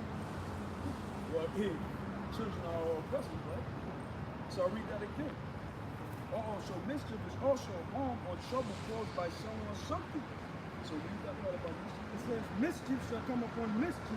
Mischief should come upon mischief. Esau's mischief. But these other nations are going to cause mischief against the chief mischief, which is Esau, the so-called white man. Read on. It says, rumor shall be upon rumor. Yep. Then shall they seek a vision of the prophet, but the Lord shall perish from the priest and counsel from the ancients. Yeah, that's something else. And now they're trying to see the vision of hope. But there should be no hope for America. And all you people in it, you're going to die here. You know? Enjoy your last days while you still can. So-called white people and Asians that love you. Like in Obadiah 7, all the men of thy confederacy have brought thee even to the border. The men that were at peace with thee have deceived thee and prevailed against thee. They prevailed against you. So what does it mean to prevail against you? To rebel against you.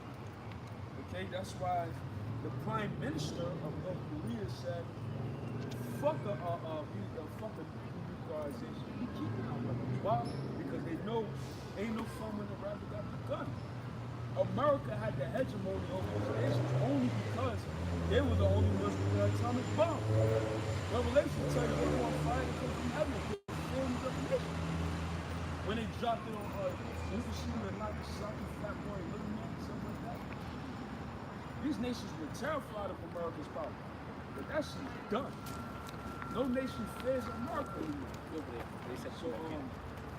Hold up, when they said rebel against the means, prove more powerful than opposing forces. Be victorious. So how are these other nations proving to be more powerful? Because they have nuclear technology. They have the fire. They have the nuclear army.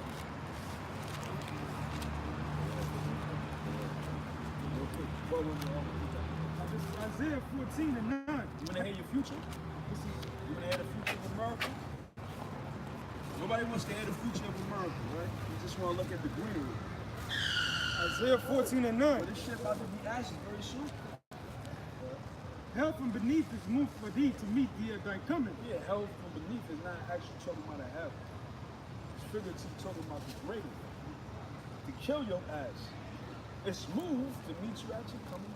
It stirreth up the dead for thee, even all the chief ones of the earth. The chief ones of the earth, North Korea. The prime minister of North Korea, Kim Jong-un. Okay, Iran president, what's his name? Whatever the fuck his name is. Yeah, Bashar al-Assad, okay? Russia, Vladimir Putin. Shout out to him, okay? Yeah, shout out to Vlad. Shout out to Donald Trump, okay? It says, it hath raised up from their thrones all the kings of the nations. Yeah, raised up to the thrones, because now it's time for battle. All they shall speak and say unto thee, but thou also become as weak as we. Yeah, I was going to become as weak as us. Now you have to come to our table with us. Thou become like unto us. Yeah, how they become like unto us? Because now the nations are saying the so-called white man's weak. Give me, I believe his name. Name 19. You know, because now all these nations are seeing the hurt or the anguish of America. It's the fact that America is $21 trillion in debt and the interest rates are going up, so now they have to pay for it. You know, which is going to affect you Americans very soon. The price of everything is going up. They call that inflation, hyperinflation. You can already see the gas prices going up. Ones that have cars, they're going to the same. You see the meters creeping up, $1, $5.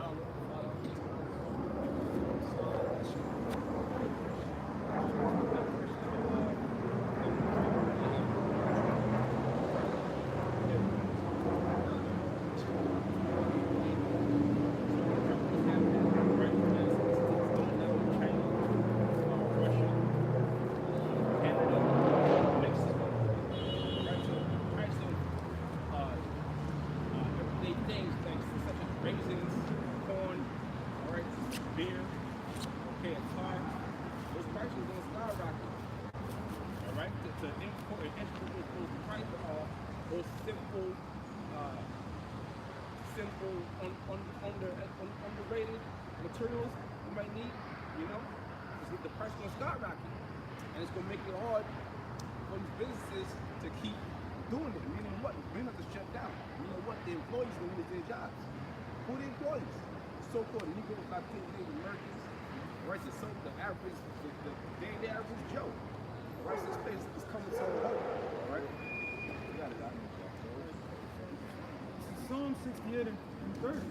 Rebuke the company of spearmen, the multitude of the bulls, with the calf of the people, to everyone submit himself with pieces of silver, scatter down the people and delight in war. Yes, that's the book about the police. They're the ones that start war. It's a saying that it says all wars are makers. World War I, World War II, were orchestrated by the elites.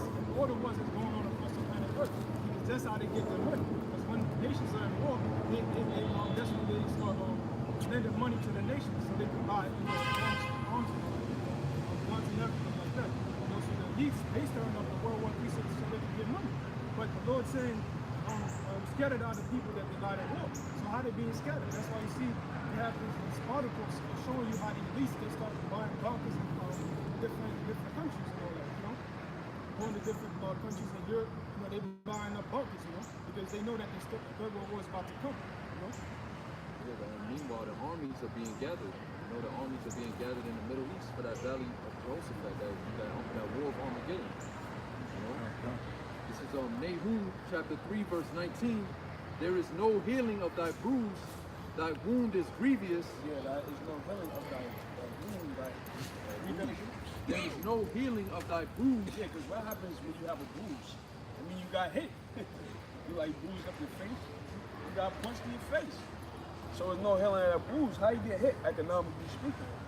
America got hit economically. There's no healing of it. After $21 trillion in debt, you might as well bankrupt. You can't pay that shit off. How? It says, thy wound is grievous. All that hear the bruit of thee shall clap the hands over thee. Well, what is a bruit?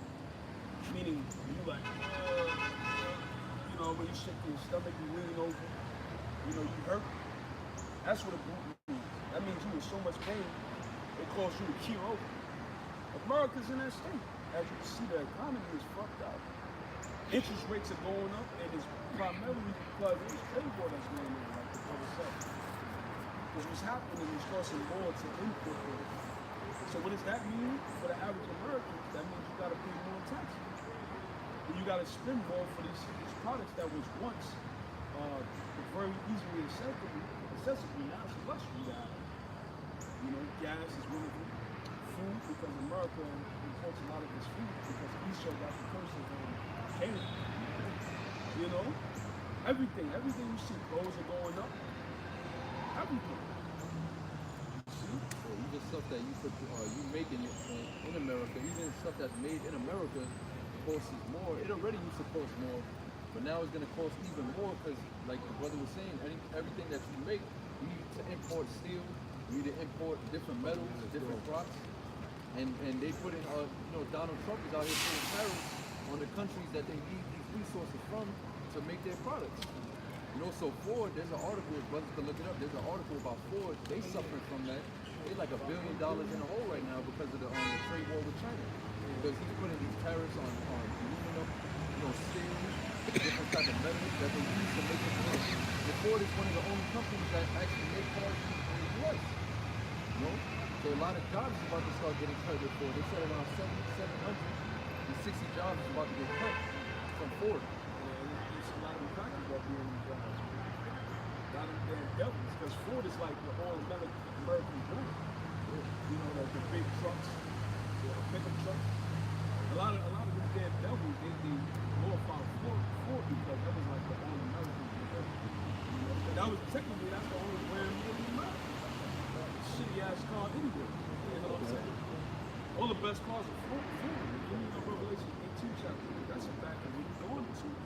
That's what he's talking about. You got it? This is from RT. It says Trump trade wars. Ford reports $1 billion in lost profits as U.S. companies feel the heat. So wait. Give me back Nahum 1:19. that one more time. Read it loud. It says, for you Americans. Trump trade wars.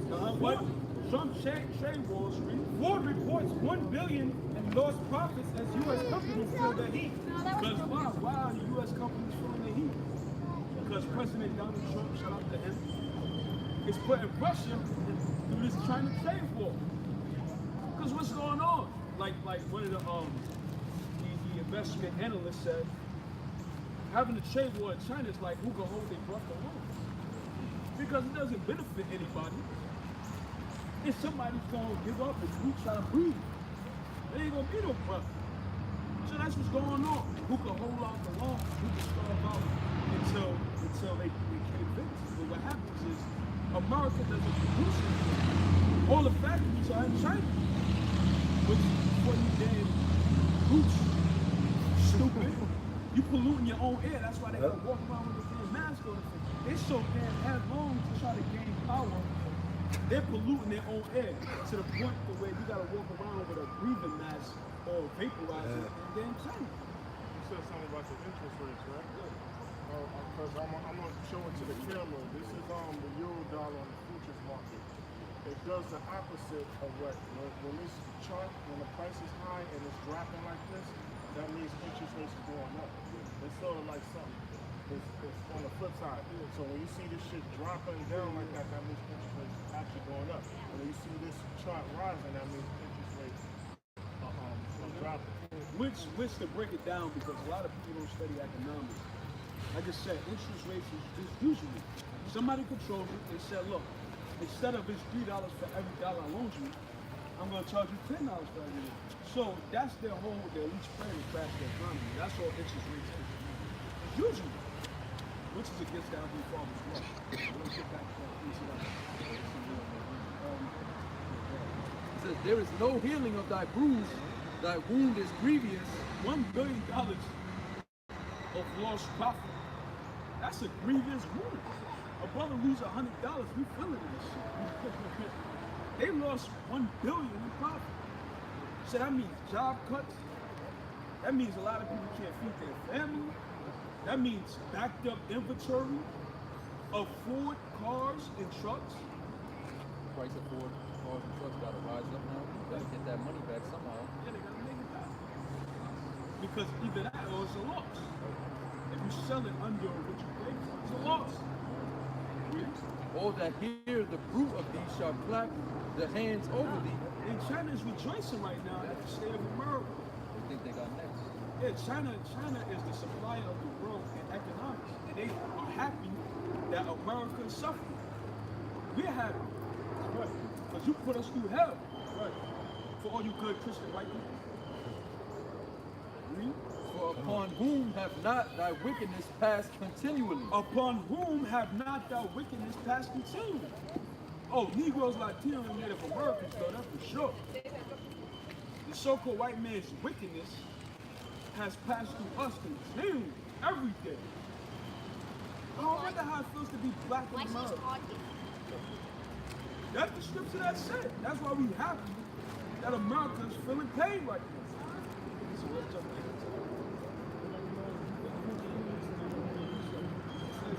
Forced inspection of metals tariffs took about $1 billion in profit from us. CEO James Hackett told the Bloomberg conference in New York. The irony of which is we source most of that in the U.S. today anyway.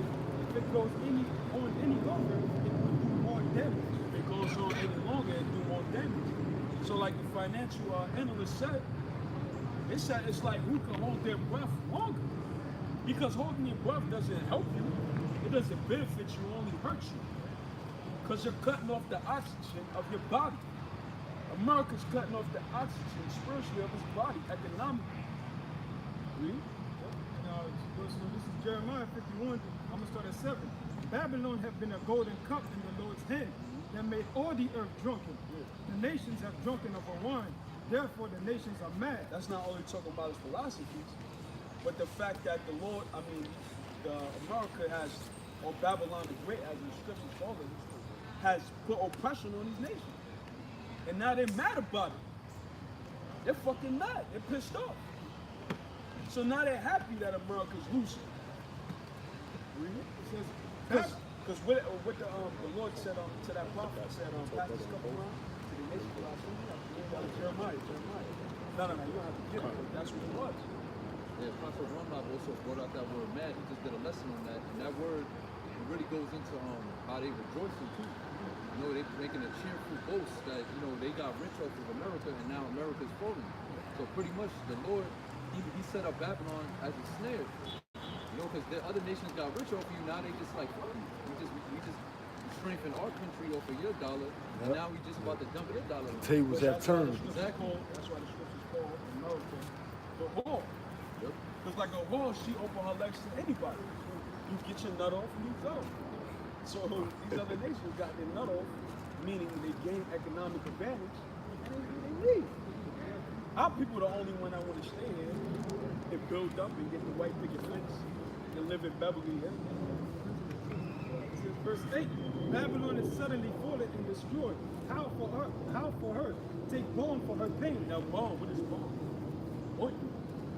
You know, like you have something called lip balm, it's an ointment.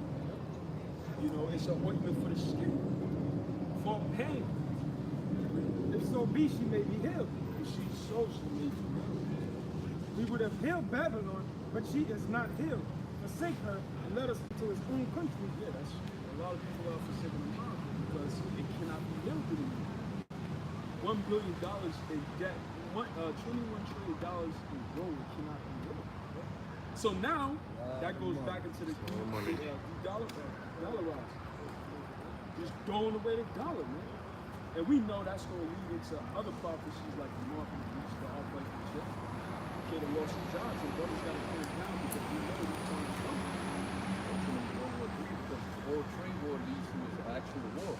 And eventually, world war, because eventually these nations, they're gonna have to fight, you know, to get resources.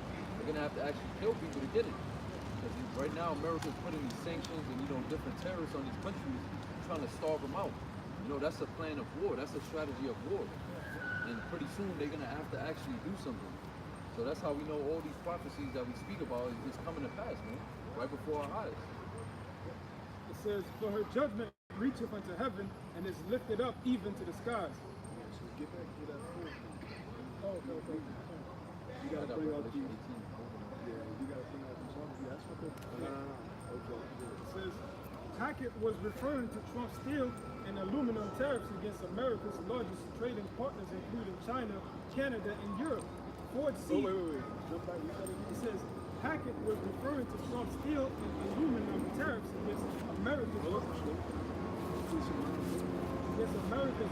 trading partners, including China, Canada.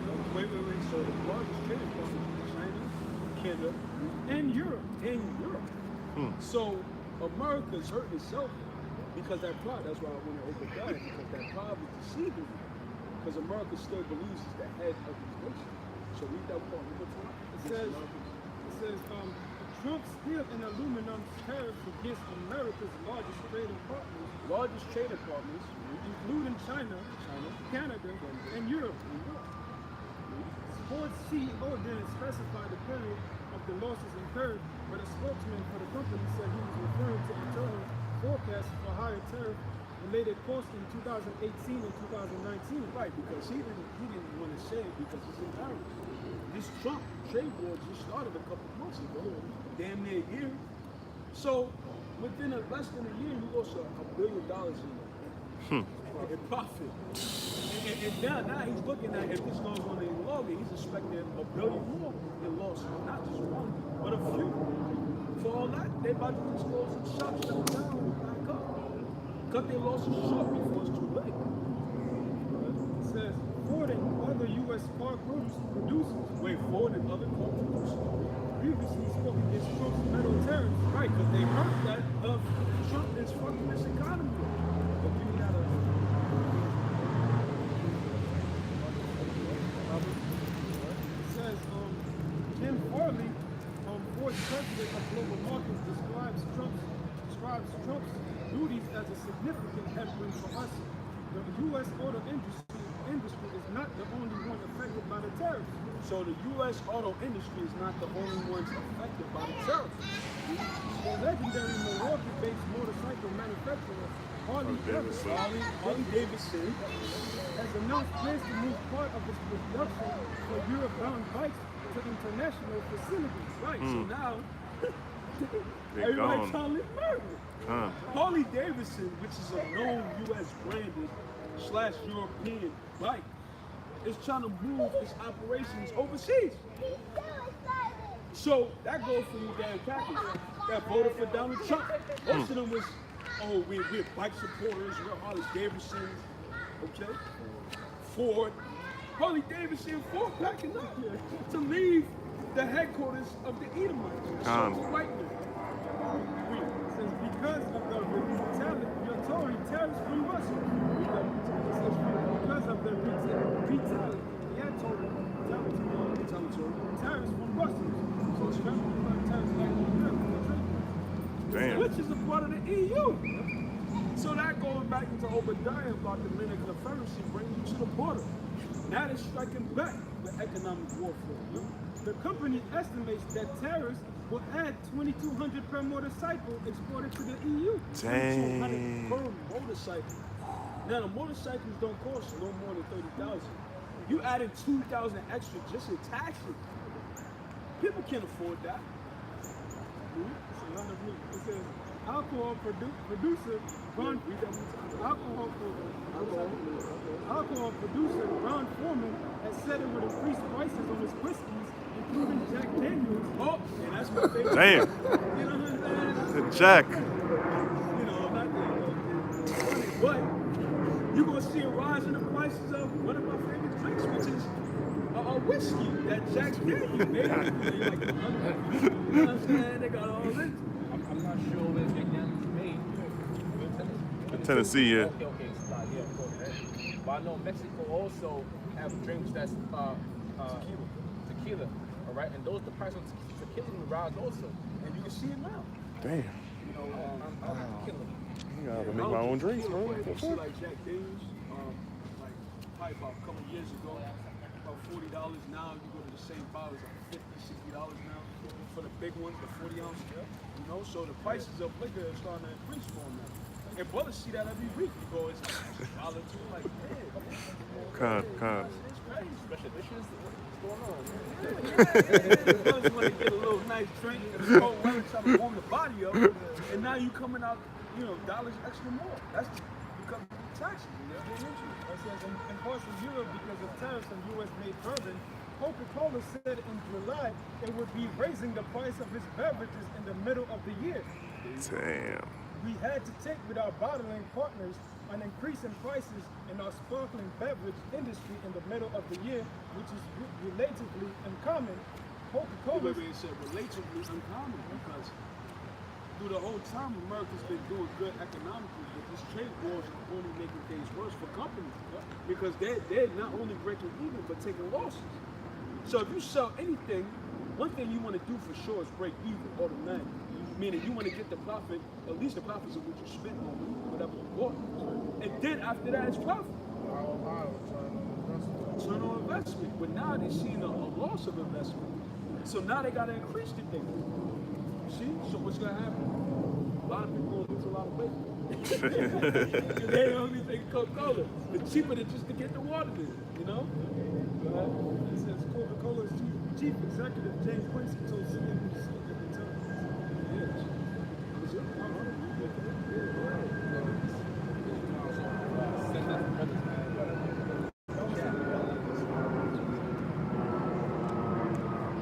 Revelation chapter 11 verse 18 verse 1, and after these things I saw another angel come down from heaven, having great power, and the earth was lightened with his glory. And he cried mightily with a strong voice, saying, Babylon the great is fallen, and is become the habitation of devils, and the hold of every foul spirit, and the cage of every unclean and hateful bird. I'm talking about after the nuclear devastation, you know, what this war is leading up to. You gotta have animals that live in the desert, and that's why they're undefiled and unclean animals. They're gonna be like owls and shit, all of them, reptilian and lizards that live in the desert. For all nations have drunk of the wine of the wrath of her fornication. Yeah, her fornication. All her wickedness, all the witchcraft, do it down will, come to the union with tithe, philosophy. And they deal with the American currency. Then the nations that did business with America, a lot of Arab sheikhs or whatever you want to call them, got real estate holders here in America. And money in American holding companies. America gonna debt them out of all of that shit. They're gonna debt them on all of that. And the kings of the earth have committed fornication with her, and the merchants of the earth. The merchants? Now what is a merchant? Let's get context. People that trade with one another. And where is that primarily located? Wall Street. Okay, you have all nations within a Wall Street market that's invested. Oh, that's what America did too to a lot of them sheikhs in the 70s. They told them, look, they went over there, sent their people over, the business people over there, and told them, look, we give you billions of dollars, blah, blah, blah, for your oil and shit, but we want to refine it for you and all of that. You get this money, but you got to increase the price of your oil, and you got to put your money in U.S. companies and our holding companies, and a large amount of it, you got to hold it for like 30 years or something into our accounts. So they knew they was gonna default on a lot of that shit too.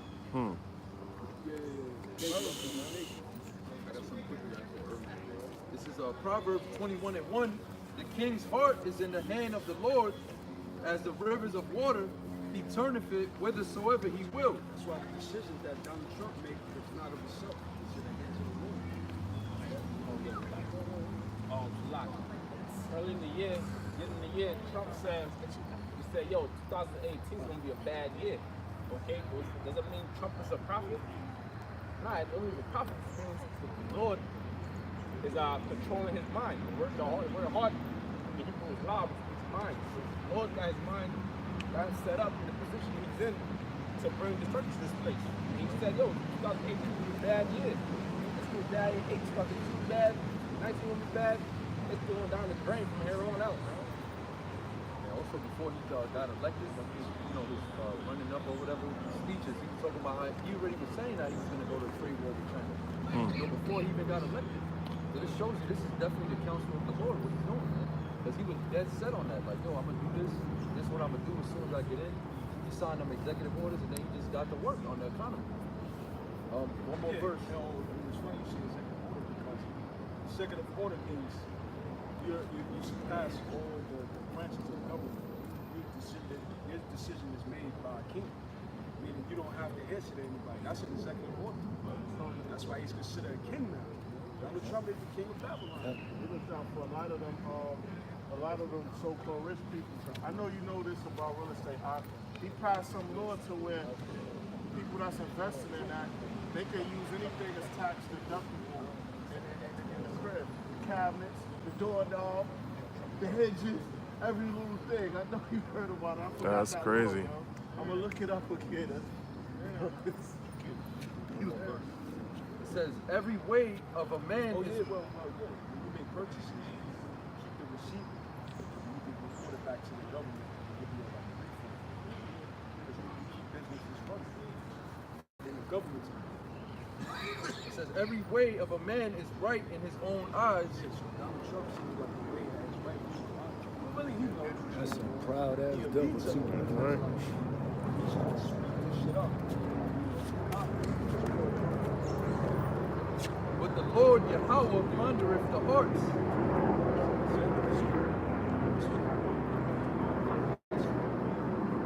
Isaiah 19 and 14. Let's start at 14. The Lord hath mingled a perverse spirit in the midst thereof. They have caused Egypt, the earth, and every work thereof. Let's raise the taxes. Oh shit. You gotta put money into the real estate market probably. Oh shit, college bands out. It's going crazy right now. Oh man, you gotta try this. Yeah, cause we gotta cut these, we gotta cut budgets here. So they airing it everywhere. Everywhere they go, it's like the position is difficult. It's not getting better. It says, as a drunken man staggereth from his vomit. So he's like, oh, shit. He's trying to hold himself, but it can't. Yeah, he's trying to let me get it together. Drop this phone and get the phone back, launch his wallet. You know, that's America, spiritual right now. There's falling, shaking it to get it up. You know, his hat falling off. So he forgot where he was in.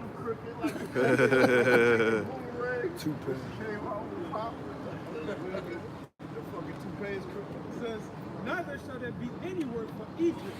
No, neither shall there be any work. Now we're just getting into full out these bosses and revenue or profit and making people get a job. Now it's best to be in the industry to where it's manual labor, because that's the only job that's available now, service jobs. When you go into the IT departments, they're losing because robotics are taking over. When you go into steel and metal, work in the factory, that should be done.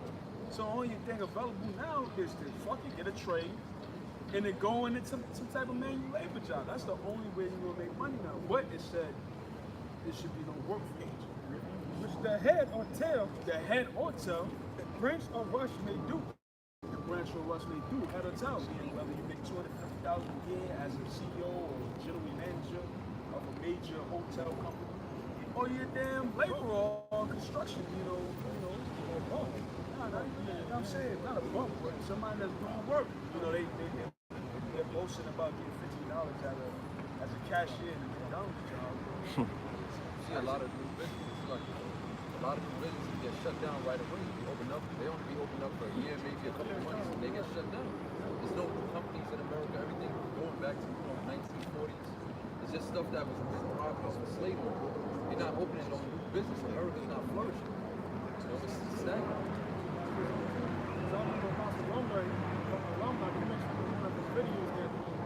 All these malls are closing now. This Amazon is taking over all the businesses. These malls and businesses are closing down because everybody don't order more. Everybody's just gonna order it online. You got something called Amazon Go? Yeah, well it just comes the next day. Yeah, Prime, yeah. Amazon Prime. So you order something, it just comes the next day. It's at your doorstep. People don't wanna be going nowhere no more. It can even come the same day, depending on where you at, depending on what you order and where you at. It can come the same day. And then they do got the Amazon Go, like you mentioned, which is a store that's just completely cashless. No employees or nothing. It's just a store of merchandise. You gotta have the app on your phone, you swipe it, you take whatever you want and you go. And it charges your credit card. Yesterday I went to buy some food, and when I got there, I was about to pay for the food, and the lady told me we don't take cash. And then I'm like, oh, that's a surprise. And she's like, no, we've been cashless for over a year now. And so you gotta keep using your card. That's what it's meaning. If you go down to the subways on 34th Street, there's a actual RFID reader where you swipe your MasterCard.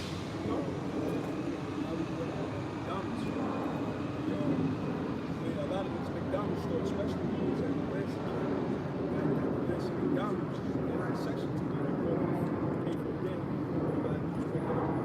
So that's just Oh yeah. You can buy those myself.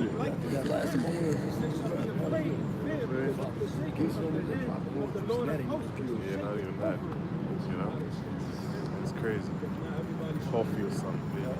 Tell me I got coffee or something. That's about it. Revelation 18, it says the merchants of the earth are waxed rich through the abundance of her delicacy. And I heard another voice from heaven saying, come out of her, my people, that ye be not partakers of her sins, and that ye receive not of her plagues. Yeah, because one of the plagues that hit America just recently was Florence, that hit the hurricane that was hit. That did a lot of damage. So we are in the stages of plagues right now. Tsunami as well, right? Tsunami came in. I saw a crazy ass picture about that car, I don't know if it's or not, but I think somebody's on Instagram.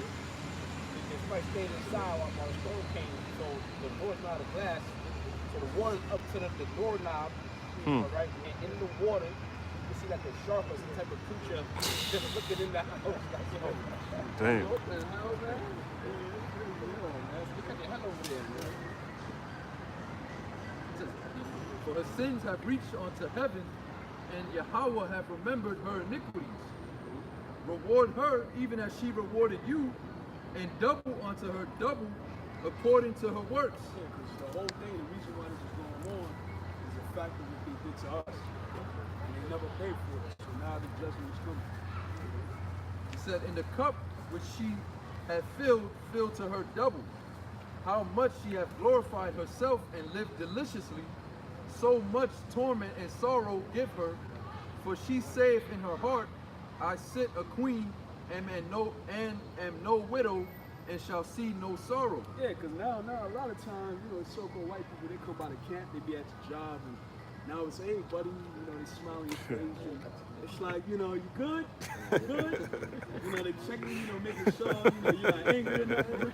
You good? Trying to get on the good side. Yeah. Bullshit they're doing now. Why? Because they know they fire on their ass. That's right, that's they know right. That heat. Yo, this show, the prophets, not only the prophets, then you got, Black Lives Matter movement that's really getting a short head. You got people cursing them out. Everybody like fuck Donald Trump. And then to the white people, Donald Trump is a bad representation of them. So now it's like they're looking at all these people like, nah, we good. We're friends now. But the scripture don't say that. Scripture say now is the time where you have to pay. Don't let this crocodile bother you. Because you get sympathetic for it because we Israelites. You might see it like, what, I don't really want this to happen. But then you start to realize back to how their ancestors did it. But now that judgment is coming. This is Ezekiel 28. I'm going to start at 16. It says, by the multitude of thy merchandise, they have filled the midst of thee with violence. And God has said, therefore I will cast thee as profane out of the mountain of the Most High, and I will destroy thee, O covering cherub from the midst of the stones of fire. Thine heart was lifted up because of thy beauty. Thy heart was lifted up because of thy beauty. We are like sympathetic people, your heart was lifted up. It was like, that's what they say. Two bros, let's make a right. Thou hast corrupted thy wisdom by reason of thy brightness. That has corrupted thy wisdom. Those scriptures about them going because they're doing so well. It says, I will cast thee to the ground. I will lay thee before kings, that they may behold thee. Thou hast defied thy sanctuaries by the multitude of thine iniquities, by the iniquity of thy traffic. And so, what is they had that UN press conference.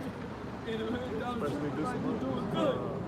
And the fucking nations laughed at it. Coming up. And they represent how their country feels. Everybody literally on one accord. No one like they look at each other and like, nah, they all like, they have a word was flipped. It says, therefore will I bring forth a fire from the midst of thee, and shall devour thee, and I will bring thee to ashes upon the earth in the sight of all them that behold thee. That's going to Revelation 18. All these nations will see America being destroyed. 19, verse 19. All they that know thee among the people shall be astonished at thee. Thou shalt be. All they that know thee among the people. All they that know thee among the people, like know how you get down. Damn, homie. So you want some man, homie. the fuck happened to you? Read that again. It says, all they that know thee among the people. All they that know thee among the people know how you used to get down. Shall be astonished at thee. Astonished. What is it? It's shocked. Like, oh. Is this the man? You didn't get that. Is this the man? All they, read that one more time. All they that know thee among the people shall be astonished at thee. All they that know thee among the people should be astonished at thee. Astonished to me, greatly shocked. Because America was so great. And now you're like, yo, what happened to you, homie? Yo, crack, opioids and shit, yo. Cigarettes. I'm saying? Begging for change. Got the acne all crazy. So you used to be the man, like my man Bruce. Shout out to Caitlin, man. He used to be an Olympic champion of the USA, and now they look at you, you a damn woman now. That's a weirdo. All they should become as women. You know what I'm saying? It says, thou shalt be a terror and never shalt thou be anymore. That should be a terror, never should be anymore. Meaning that should be a terror because they're gonna realize the great evil that befell you. You're gonna never be a powerful nation anymore. You're gonna be remembered as a wicked, corrupt ass nation that ruled over the children of Israel. And then we gonna apply that vengeance on you. You know what I'm saying? You know what I'm saying? And we gonna rejoice. Give me Psalms 126. I see Judas. I saw it called there. I got to go 26. Psalms 126 and 1. When the Lord turned again the captivity of Zion, because that's what's going on now. The Lord is turning away our captivity. He's taking us out of slavery. It's been a long out, hell of a slavery. we were like them that dream. It was like a dream. They couldn't believe this shit. It was like a dream. Then was our mouth filled with laughter. Because we're going to laugh. When we get in the kingdom, we're going to actually laugh. And I ain't talking about the laugh we have now. The laugh we have now ain't really a full laugh. It's laughing with sorrow in the back of our mind. It's laughing with a heavy thought. Read that again. It says, then was our mouth filled with laughter, and our tongue with singing. We gonna sing. We ain't talking about a Trey Songz nigga, man. I'm talking about, you know, how King David sing, you know? Yeah, no keep sweating. We gonna really sing with the happiness of our mind. You know, not after we finish laughing at brothers, go back home and start thinking about all the hell we catching. You know how we gotta pick up this bottle to drink because we gotta forget about our sorrow. You know, because only in captivity we catch up. But once the Lord establishes us, we ain't gonna have to, you know, worry about this, worry about hey, we no worries at all. What we worry about? But pleasing the Lord, that's about it. And that won't be a word. It be just innate in us. Everything will be perfect. This is Revelation 18 and 20. Rejoice over her. It says, then said they among the heathen, the Lord hath done great things for them. So the heathen are saying, yeah, the Lord hath done great things for us. It says, the Lord hath done great things for us. And we're going to say the Lord hath done great things for us. Whereof we are glad. And we are going to be glad of it. Turn again our captivity, O Lord. So that's a prayer. King David said, turn again our captivity, O Lord. As the streams in the south, they that sow in tears shall reap in joy. Yeah, that's so intense and joy. So the whole reason why we out here prophesying is because we're trying to wake up the elect these people. So return back to the Lord so we can be delivered. That way we don't have to cry. That way we don't have to be anguish in spirit. Shout out to the fucking this hell. Shout out to the Lord's back. We got one foot. You got CID, they have no respect. All the hell that comes with being in captivity, he that goeth forth with weeping, buried, crushing seed, shall doubtless come again with rejoicing. That's right. Bringing his sheaves with him. Bringing his happiness with him. It's in the kingdom. We're going to really be happy. Like, it's going to be like every morning is a vacation. You can't imagine it. Not in scripture. You can imagine it, but you can't really feel the imagination. Right. That's exactly it. You know, it's a hard thing to feel, but the scripture say I should go to the Lord with my face. It's never been before seen. And that's what we're waiting for, man. You know, the glory, you know, the covenants, the blessings of Deuteronomy 1 through 15, 28 chapter 1 through 15. You know, that's the whole reason why we bring these out, but we have to bring out the prophecies that lead up to this.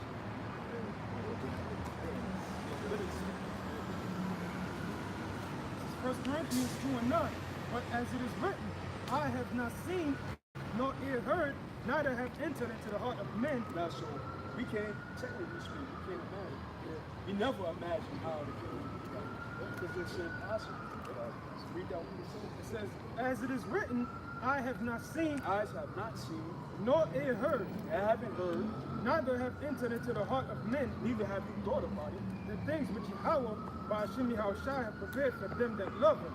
They have prepared for them that love him.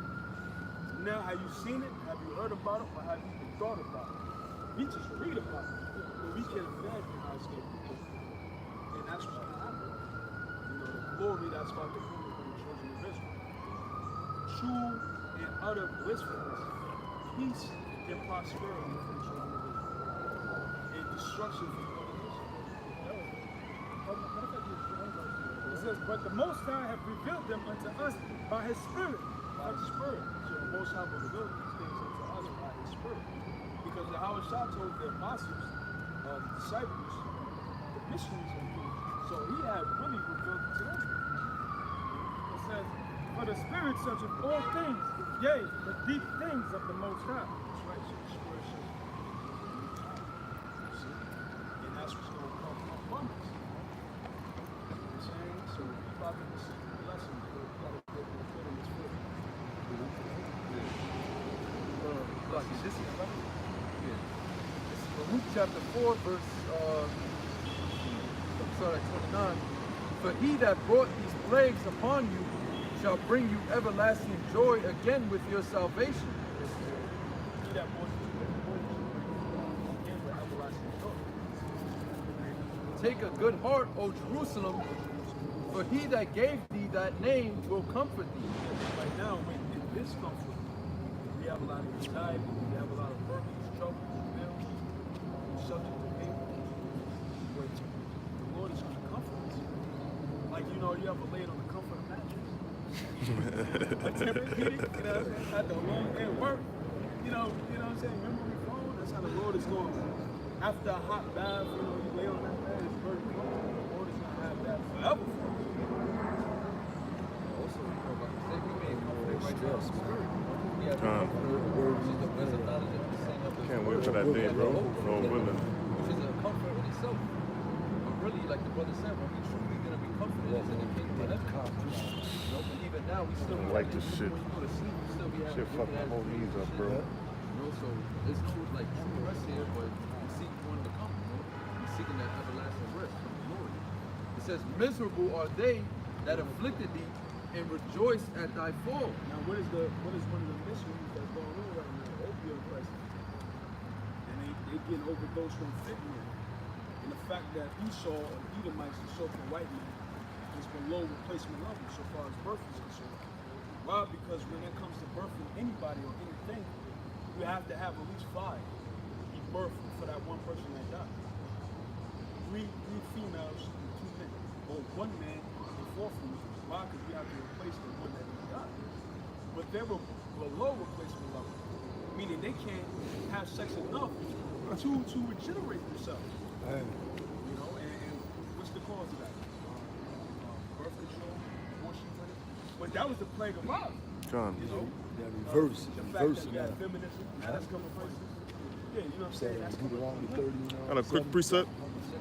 Yeah, This is homosexuals, a lot of men, most of the damn men, gay. Esau, Edomite, they be gay as hell.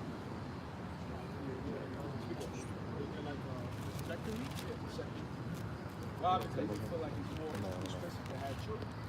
So now they can't replace themselves. See, so we got more time. It says, "Miserable are they that afflicted thee, and rejoice at thy fall." It was, because now what's going on also is the brother, the elder in Chicago came. He was like, a lot of the so-called white people during the time after World War II, they had something called redlining where we couldn't get housing. Then you have the GI Bill to where they couldn't benefit off of fighting the war.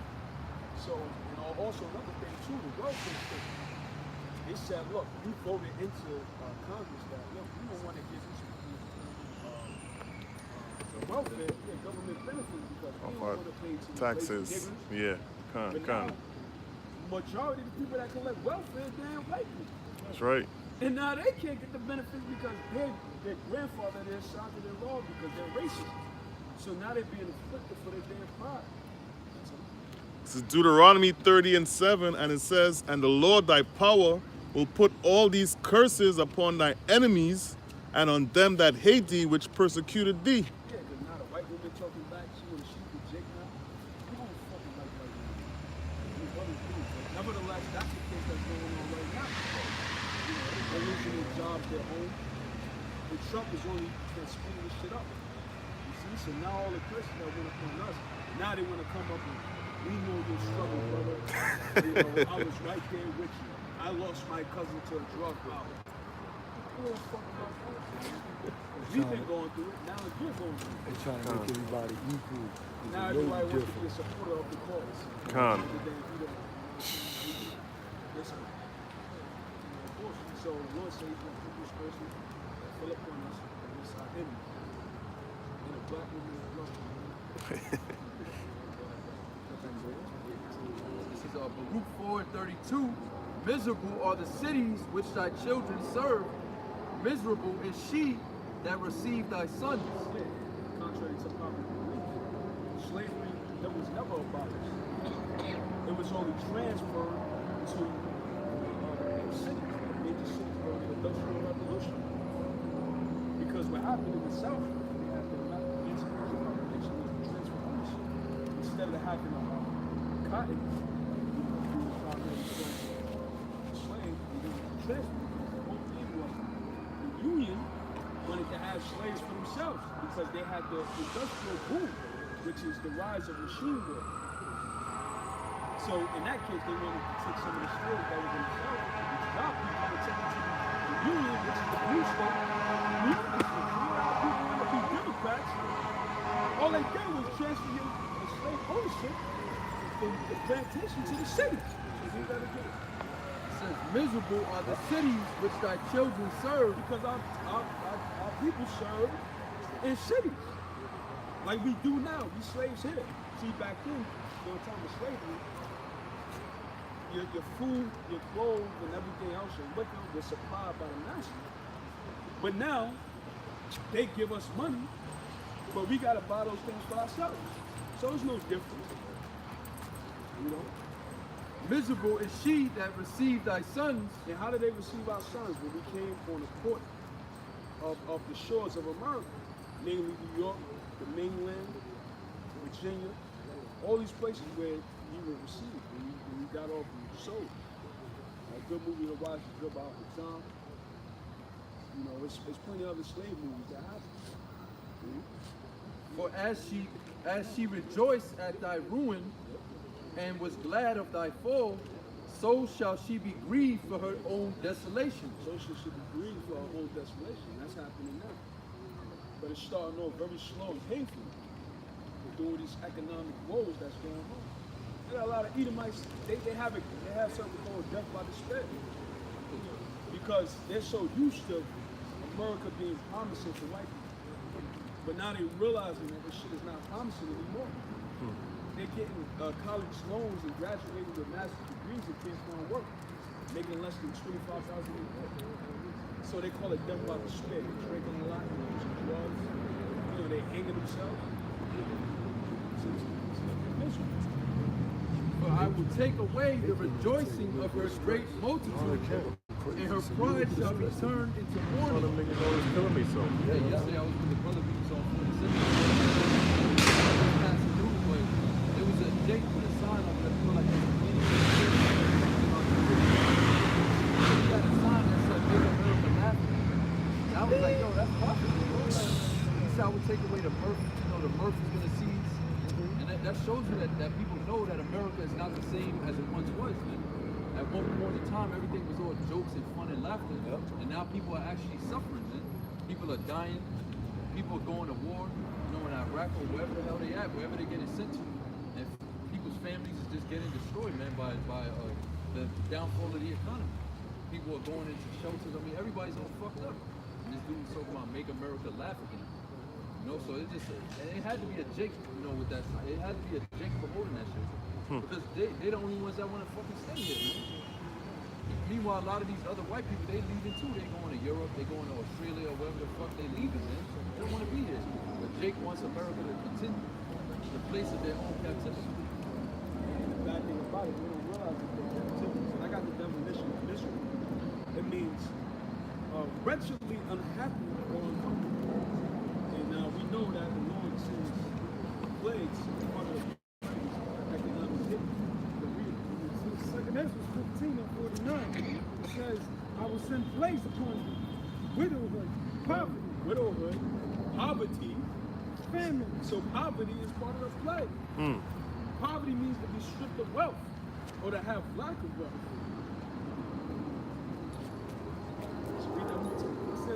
send, 2nd Ezra 15 and 49, I will send plagues upon you, widowhood, poverty. He had a brick wall. Too much righteousness. So Lord, you know, what the fuck? Lord probably got at him like that. Don't go there, man. But the horses, yeah, the horse asses, yeah. Running to this man. Yeah, you know what I'm talking about. So poverty is part of the plague. That's the Lord is sending upon us.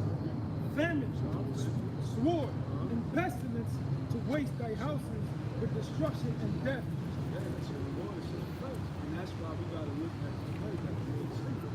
It's a famine going on right now. You see? Because it's a great drought in LA. Mexico, then you got all these wildfires in front of the process. So the Lord is sending famine. I'm ready for American destruction. He said no. Too bad. And the glory of thy power shall be dried up as a flower when the heat shall arise that they sent over thee. Affliction. So that's part of the plague that the Lord is sending upon this world. It says Isaiah 47 and I'm gonna start at 8. It says, therefore hear not this, thou that art given to pleasures, that dwellest carelessly, that says in thine heart, I am, and none else beside me.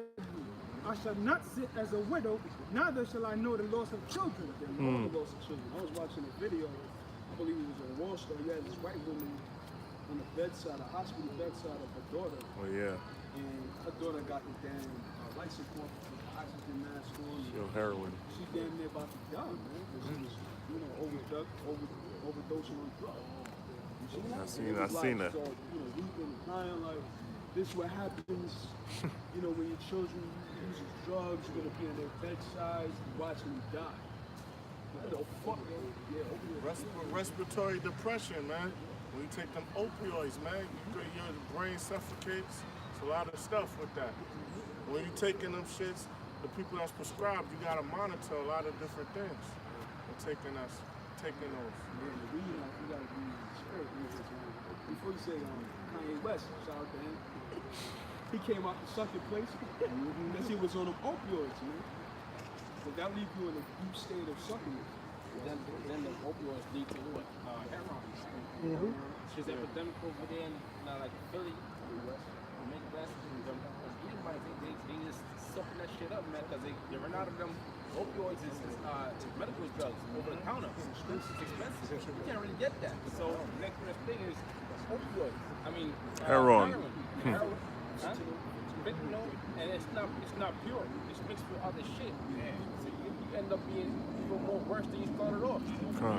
Like you get found in the tub somewhere. Marijuana, like K2. That K2 is We'll find out that shit. mainly ESO because that's K2 because it's another name for K2. And it's mainly Edomites that's doing it because they're so used to being comfortable and not as loose.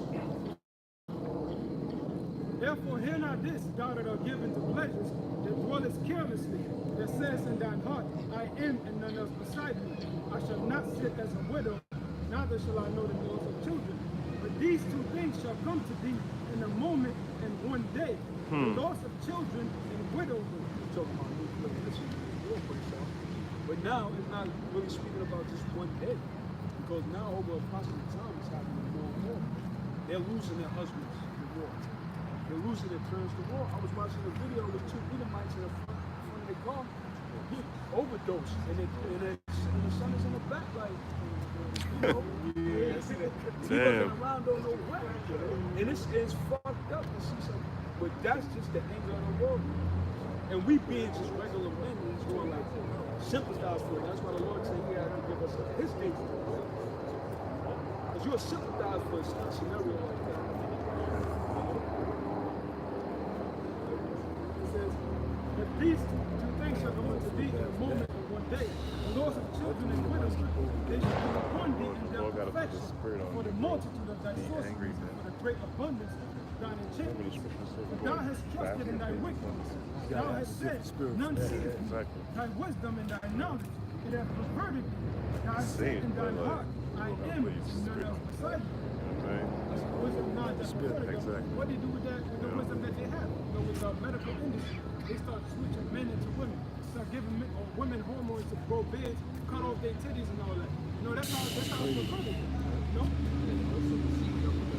saw people that they actually gonna prosper in that forever. Like if it's not a temporary thing, they think they could continue doing that forever. The more they get into nothing about it. That's why the scriptures say that terribleness that deceived you, thou that dwellest in the cleft of the rock. You've done all this wickedness and then you're successful with it, and you think, oh shit, well I guess the Lord is with me then. And you really believe that it's never gonna happen to you. You really believe that that's gonna keep going on forever like that when it's not. Isaiah 47:10. But thou hast trusted in thy wickedness. Thou hast said, none seeth me. Thy wisdom and thy knowledge, it hath perverted thee. And they trusted in their witchcraft and their sorcery. There was no manner of wickedness that they was pushing out there to the public, man. That's Esau, the so-called white man. Their witchcraft, they sorcery, by the way of the television, by the way of the radio, by the way of the music industry. So they pushing their witchcraft, their agenda to the music industry and Hollywood, man, and the radio. Read? And thou hast said in thy heart, I am and none else beside me. And they say in their heart that they are, it's beside them. Talking about Esau, talking about they sit on that seat, they call themselves God, man. That they're not going to be taken out of their rulership, that there's no other power that can take them down. That's Esau, the so-called white man. That's how they think, man. They think that they cannot be taken out of their rulership, their power seat. But look at all the kingdoms of old. The Assyrians, the Babylonians, the Medo-Persian Empire, the Greeks, the Romans. Ask them where their thrones at now, man. Ask them where their kingdoms sit and lie, man. They sit and lie in rooms. The ancient Roman Empire has been revived, and it's America to this day, with the EU. No empire lasted. I mean, there has been empires that lasted. You got the Syrian Empire lasted almost 1,000 years. Oh yeah, the same year. And then you got the Roman Empire almost lasted almost 2,000 years. They've been around. Still rocking right now. Well, the Syrians had their rulers. They were absorbed to the Babylonians and the Medo-Persians and therefore so forth and so on. It says, therefore shall evil come upon thee. Therefore evil shall come upon thee. What's that evil? Thermonuclear destruction, man. But before that, sedition among men, race riots, famine, economic collapse. It's all being designed by Esau, the so-called white man, international bankers, man, that run the society. The only thing they're not running is when them nukes come over here and destroy them and take them out of their rulership. It says, thou shalt not know from whence it riseth. Thou shalt not know from whence it rises, man. And the Most High will put the spirit on these Edomites, these dictators, prime ministers, these chancellors, these foreign ministers. It's not in their mind to destroy America, but the Most High will put that spirit on them to do something. All these nations that bend up the bow, such as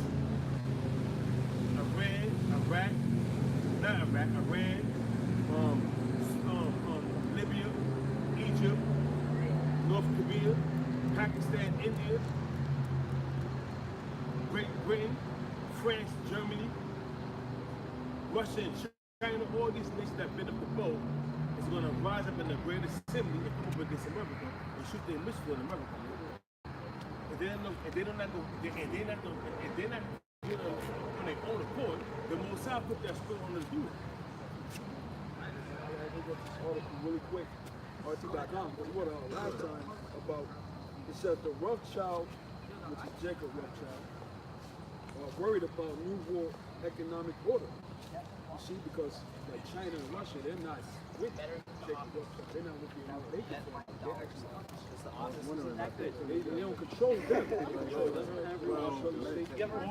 All these dignitaries, all these prime ministers, even Vladimir Putin, to some degree, is controlled by the international bank. He's not doing what he wants. So, to a certain degree, all these people that's put them as puppets are puppets for the international bank. They're doing the bill of international bank. That's right. And he who controls he has position to go control controls the laws and the rules, man, in any kingdom. Who has control of the gold? The international bankers, the Rothschilds, man.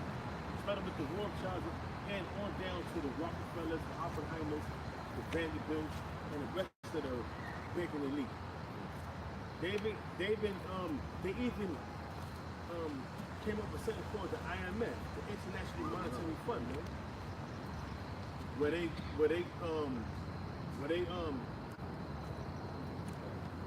put nations, not people, nations in debt. And then when they can't pay them, they bring the economical hitmen to go out there and destroy them, man. Put them in debt. Hey, listen, you gotta give me this, you gotta give me that, you gotta give me this resource, give me that resource. If not, we're gonna send our armies and we're gonna take it from you. Yeah, it's extortion. Yeah, you know? So that's exactly what it is, man. And it says, and mischief shall fall upon thee, thou shalt not be able to put it off. And it says, it says, and mischief shall fall upon thee. And what's that mischief that's going to fall upon Esau, the so-called white man? Thermonuclear destruction. Concentrated fire from them chariots. Pursuant to Isaiah, the 66th chapter, the 15th and the 16th verse. Pursuant to Jeremiah, the 25th chapter, the 31st verse on down to the 33rd verse, man. With a sling of the Lord going from one end of the earth to the next, man. Thou shalt not be able to put it off. You're not going to be able to put it off, man. This nuclear destruction, this economic collapse, the insurrection among men, the race wars, the famine. You're not going to be able to put it off, man. It's all plagues from the Lord, man. So the Lord said He's going to smite Egypt with plagues as before. So all the plagues that smoked Egypt, the ancient Egypt, the ancient Egyptian empire that smoked them Hamites is going to smite these modern day Egyptians, which are these Edomites. It says, thou shalt not be able to put it off, and desolation shall come upon thee suddenly, which thou shalt not know. Hey man, that desolation that's going to come upon you, crafted subtly, is thermonuclear destruction, man. The missiles going to come from the ends of the earth, namely from Russia and China, North Korea, Pakistan, India, Iran, and any other nation that have been up the boat, even your own allies, man, such as Iran, such as Germany, France, and Great Britain, man. Those are the media. Those are the three major powers in the European Union that have nuclear weapons that's able to come up against you. It says, stand now with thine enchantments. Stand down now with thine enchantments. With your enchantments, man. Your soothsayers, man. Your Chaldeans, the Council of 13. With your witchcraft, man. The whole America is under a spell, is under a satanic spell, so to speak. Through the media, man. Through the social media, through the TV, and through these rappers, man. It has been a big spell has been cast upon the inhabitants of the land of America through the media. Look what's going on. They set the trends in the media. You see a man wearing a pink, hey, check it out. You see one of these rappers wearing a pink shirt with a thong on. Guess what? Yeah, man, you gotta go, man. What the hell you doing, man? He's cool. You see these rappers, they'll come and they will have in one of their rap videos a pink shirt on with a thong. Guess what? You gonna see niggas wearing that shit, a pink shirt with a thong, man. You know why? It's called being, it's a subliminal message being put out there. It's called predictive programming. Man. And that's how Esau, the so-called white man, bewitched the whole nation, man, through their witchcraft, through the media. Social media is the main source of their witchcraft, how they bewitch the people. And with the multitude of thy sorceries. And with the multitude of their sorceries, man, their witchcraft, their satanic rituals. Hey, case in point, man, how do you get on, man, and stay relevant in the industry, whether it's Hollywood or rap industry, man, through ritual blood sacrifice, man. We all know that. It's not a secret. It says, wherein thou hast labored from thy youth, if so be that thou shalt be able to profit, if so be thou mayest prevail. Thou art wearied in the multitude of thy counsels. Let now the astrologers and the stargazers, the monthly prognosticators, stand up and save thee from these things that shall come upon thee. And because guess what, man? During the time of thermonuclear destruction, there's not gonna be no stargazer, no monthly prognosticator, whatever you call that shit.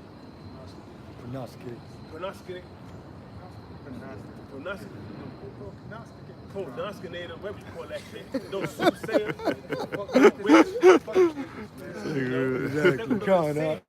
Then the time of destruction. Then the time of when Esau is taken out of his so-called rulership, man. Because the Most High has given you this rulership. The Most High give you the power and all your devices that you have, the nuclear missiles, the Most High gave you the technology to destroy yourself, man, with this weapon, man. Very same technology. Behold, they shall be as stubble. The fire shall burn them. They shall not deliver themselves from the power of the flame. They should be as stubble. The fire should devour them. They should not be able to deliver themselves from the flame. What flame is that talking about? That concentrated fire from the chariots and also the nukes, man. You're not going to be able to deliver yourself from the fire and from the destruction that's coming from the Most High Yahweh, the King of Terrors. You're not going to be able to deliver yourselves, man. So the jig is up, Esau. You're going down. Your time is up, man. Just like it says in 2nd Ezra, 6th chapter, the 9th verse, Esau is the end of this world, and Jacob is that which followeth, man. Break it down, man. Also add to it. They say every 10 years, the economy resets itself. So in 2008, the financial crisis happened. Yeah, and that's another one. People lost everything, man. Like, you know, the 401ks and investment stock. But now we in 2018, so this shit is approaching. Case in point, when did it happen? It happened in October of 2008. It's set about October. That shit go down. Halloween. Predicted it, or the S&P futures are chart. Look at the monthly chart. That shit was like moving flat at the top, and then once it broke that. Let me just give you a little history of the stock market. Check it out. In October of 1929, the stock market crashed. It's not about October. In October of 1980, what, 87? Same thing. October of 1997, the same shit. October of 2008, the same shit. So now, what's going to happen next month? A couple of weeks from now. And break it up, bro. World Rothschild, a new world currency will arise on October 10, 2018. Hey, that's right there. That's what he said. Hey, but guess what? That goes back to the financial. Check it out. That goes back to the financial papers of 1989. It's called I forgot what it's called. It's called the economical It's a magazine that comes out. The Economist. The Economist, man. It says in 2018 it's gonna be a new world currency. October 2018. I don't know if it's gonna happen, but that was the prediction of the international bankers. But now we're approaching 2018, October, the 10th month.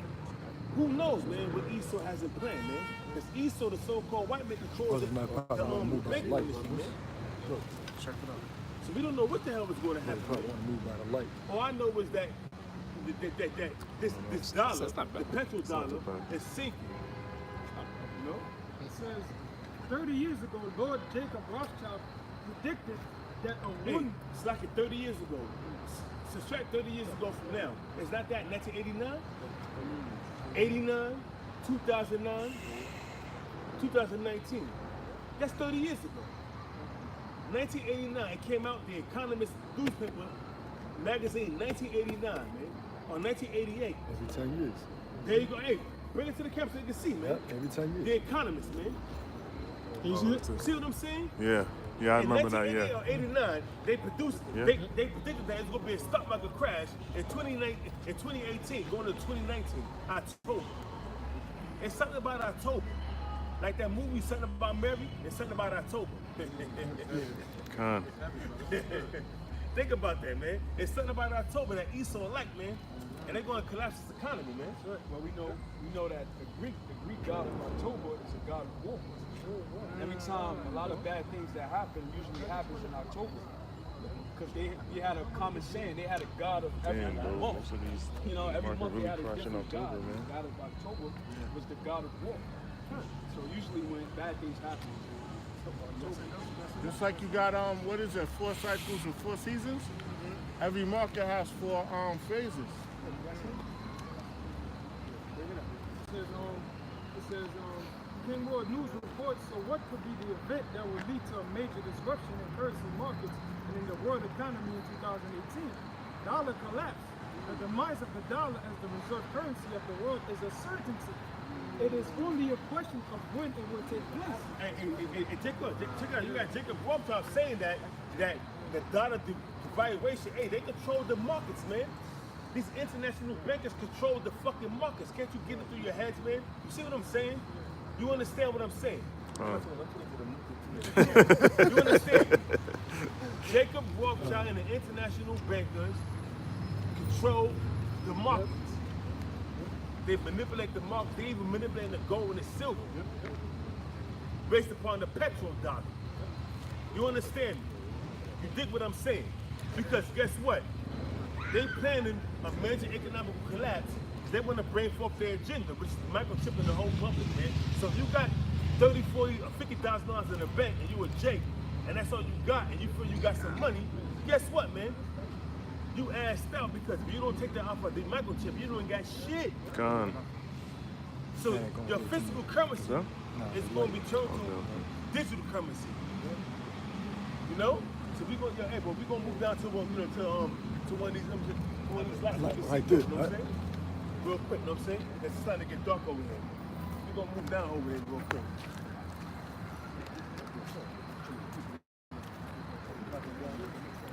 Yo, son, these markets really crash in October, bro. I just looked it up.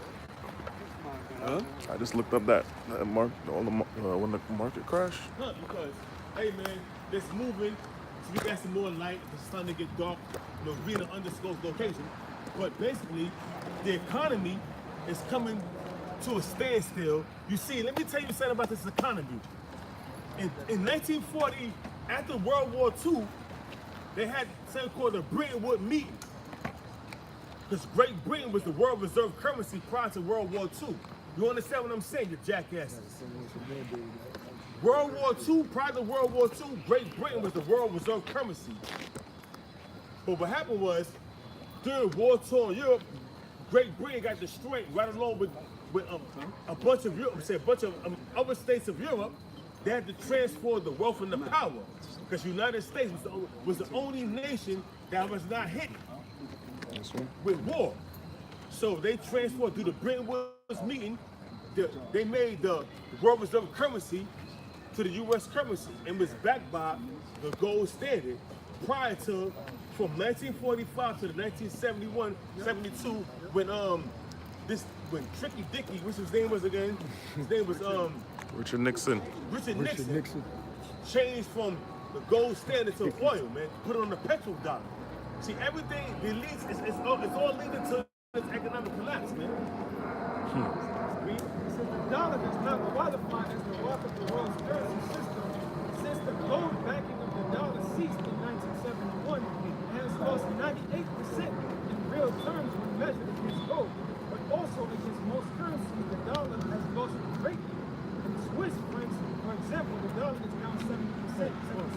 Read it again from the top. Read it again from the top of the says the dollar does not qualify as the rock of the world currency system since the gold backing of the dollar ceased in 1971. Since the gold backing of the dollar ceased in 1971, the dollar has been backed by virtually nothing, man.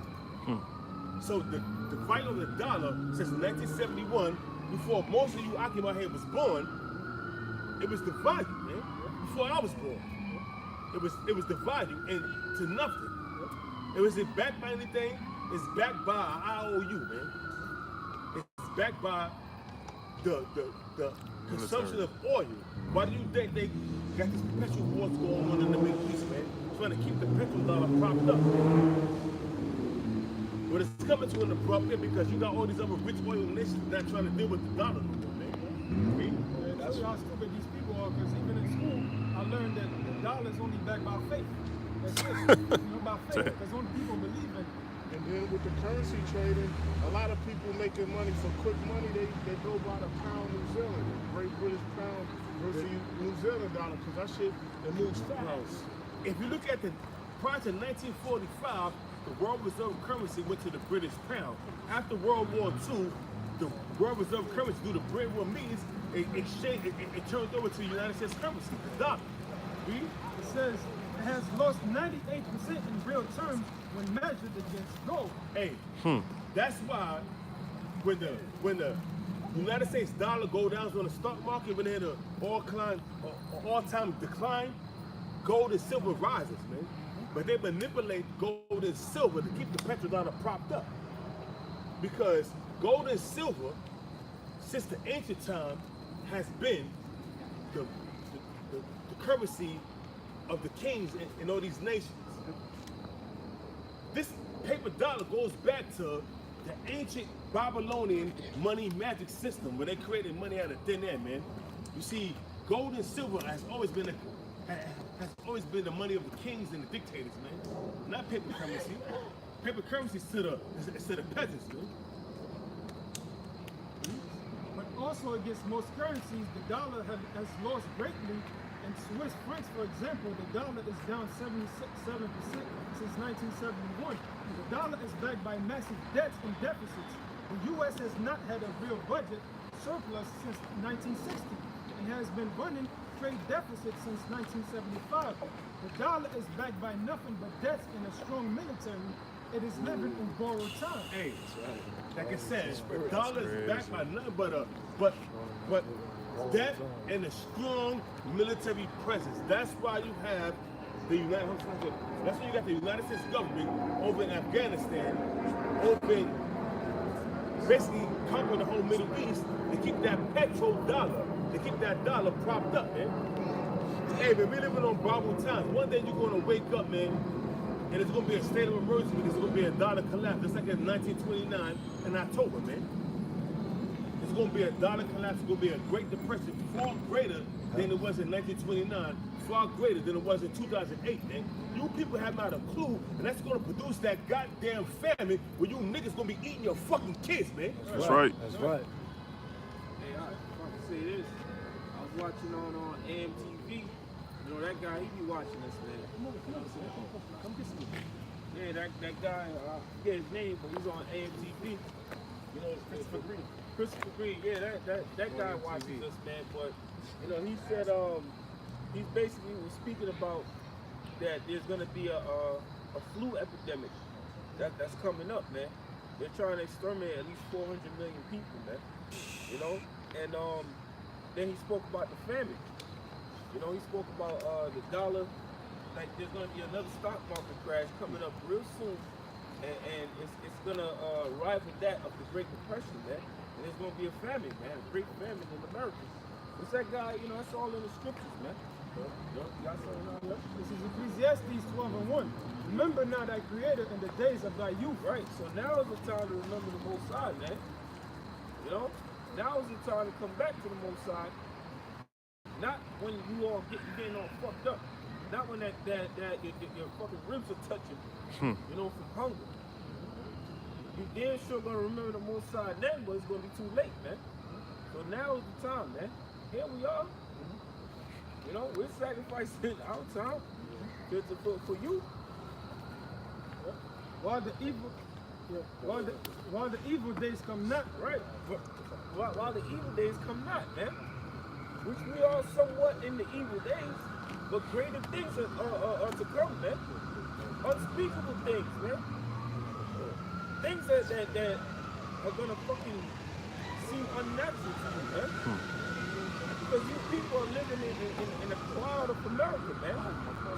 You're living in the dust of America. You're in this confused state, man. You can't see past the big picture, man.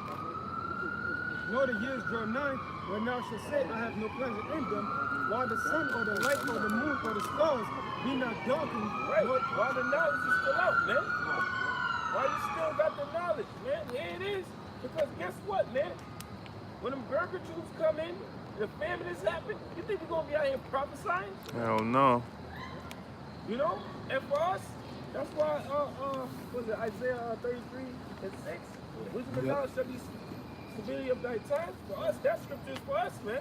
That's what's gonna keep us stable. Now you don't gotta get it out. You don't gotta get it. You know? So this is the time to come back to Yahweh Shem Shai, man. This is the time to forsake everything, man. Get 2nd Ezra 14 and 14. It says, nor the clouds return after the rain, and the day when the keepers of the house shall tremble, and the strong men shall buy themselves, and the grinders cease because they are few. Yeah, and yo, here's the big facade, man. Oh, jobs are being created. That's a goddamn lie, man. all the U.S. jobs are shipping into a foreign country. Cheap labor. You know what I'm saying? America, really, unemployment is at an all-time high, man. It's at an all-time goddamn high, man. That's why they got the media to fucking fool and trick you dumbass people, man. Believe that this asshole, Donald Duck, is really doing something in office, man. That's what I'm saying, bro? Yeah, real quick, they said in order to be classified as employee, all you have to do is work 2 hours a week. Oh, shit. Damn. So a lot of people just quit their jobs or they work part-time, and that's considered employed. One thing with this devil too, like let's say you create 10,000 jobs a month, but yet you're losing 30, 50,000. So, you know, you're losing more jobs than you making. So that's gonna collapse the economy even more. People losing jobs and all that. You know, that's gonna bring the famine because you're gonna have the oil prices going up. The truckers are gonna have what's it called, that insurrection, Strike. You know, and what does that bring? No food in the supermarkets.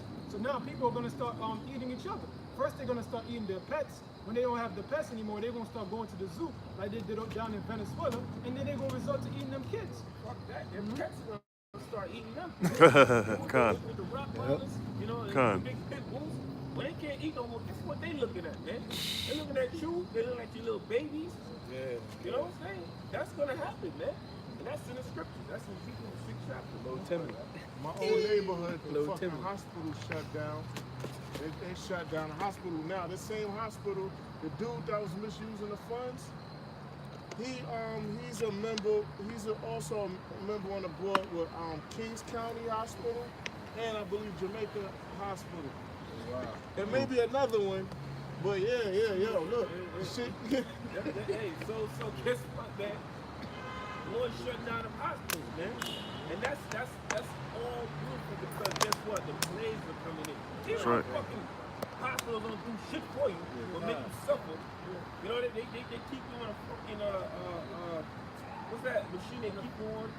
Life support? ICU. They keep you on life support. They keep you on fucking life support when you goddamn damn near dead. So they keep you in fucking limbo. They keep you suffering rather than put you at peace, man. That's all that fucking hospital is for, man. That's right. And it's crazy because the area over there is a high crime area, and also people fucking get killed on the same block where the precinct is at. So look. That's crazy. So where you gonna go? You think you better learn how to stitch? Go ahead.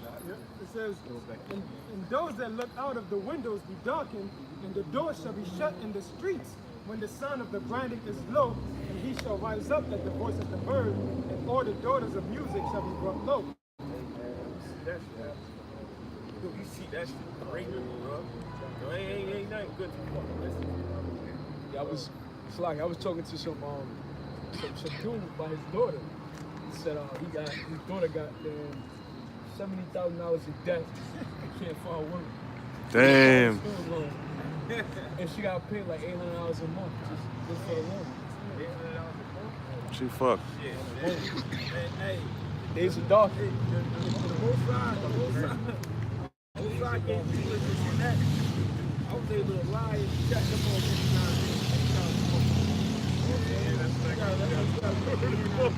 You gotta learn a lot of them motherfuckers, man. Tell them to do shit. You know? You got two steps, bro? This is 2nd Ezra 6 and 18. And it said, behold, the days come that I will begin to draw nigh and to visit them that dwell upon the earth. Right, man. Hey, the Lord is drawing nigh, man. You see all his prophecies happening, man. You know? You see the mark of the beast. Hey, that's going hard, man. You got cashless stores. You got people lining up to take the trip. What is it, over there in Wisconsin? A whole goddamn company, you know, did that shit, man. You know? And pretty soon they're gonna start pushing it around here in New York City, man. There was a dude on YouTube, he looked like a satanic dude. He might get 3 chips. And he basically like doing all the chips. Oh, yeah, I see that nigga, He had a chip to open his door, open his car, a secret compartment in the drawer, open it up. Wow, and I was like, yo, it was no big deal. He was like, yo, all you gotta do is turn the key for everything. I was like, yo, what the fuck? You got this rapper, Kid Booth. That's rapper nigga. Yeah.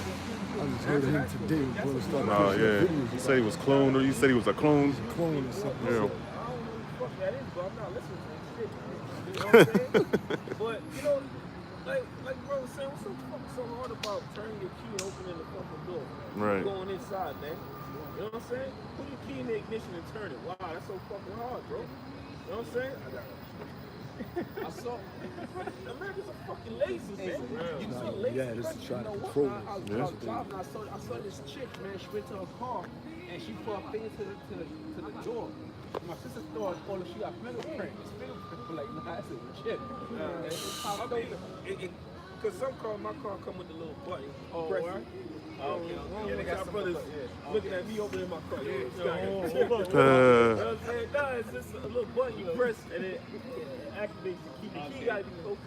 Yeah. It could be that, but I don't know. Maybe they just do that. But the chip, the chip will have make it easy to do that type of thing. Yeah, cause I was gonna say Easier. real quick, yeah, cause certain cars, all you have to do is have the key right there. In your And pocket. you just open up the door and it reads the chip from your car key. You know what I'm saying?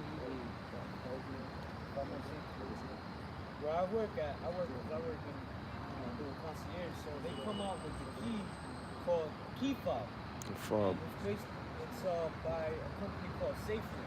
So one day a dude put in the key, and what he said was, I'm pretty sure there's an RFID chip in it. I was gonna start a conversation with him, but I was like, you know what? So those key fobs, they definitely got chips, so where it's all you gotta do is put it in, and it's the same key that was used when that cop killed that dude. But she put the key in and it then turned red, it she yeah. couldn't get in. So when it turns green, that means you're in. But those key fobs have a chip in it. So it's Even when you get like breast implants, hip replacements and all that shit, they put a chip in you. They chip you. Yeah, it chip that you monitor the implant. You know, and I believe it said over 3,000 or 4,000 women yearly get breast augmentation. So you can imagine how many women are getting chipped. 300,000 women are getting chipped yearly.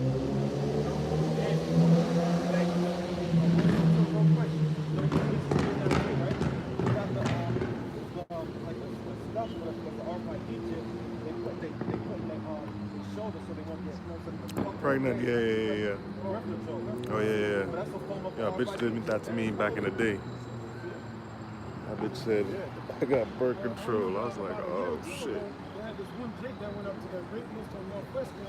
He said, he was hospitalized, and then, they did whatever to his body.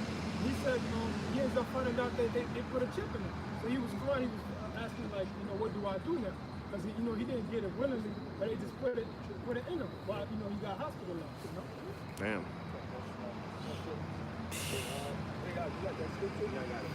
This is second Ezra 14 and 14. Let go from the mortal thoughts. Right, let go from these mortal thoughts, man. You know?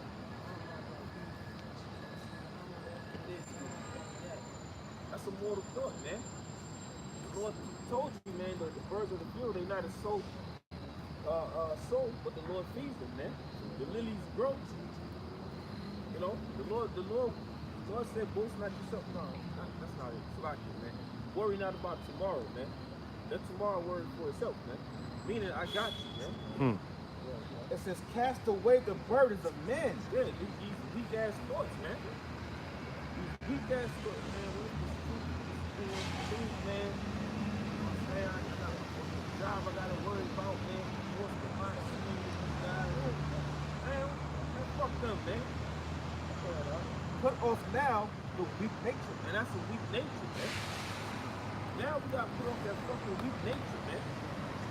We gotta put off that wishy-washy spirit, man. You know? That lukewarm spirit. We gotta put that shit off, man. You either in this thing or you're not, man. Ain't no fucking in between. You know?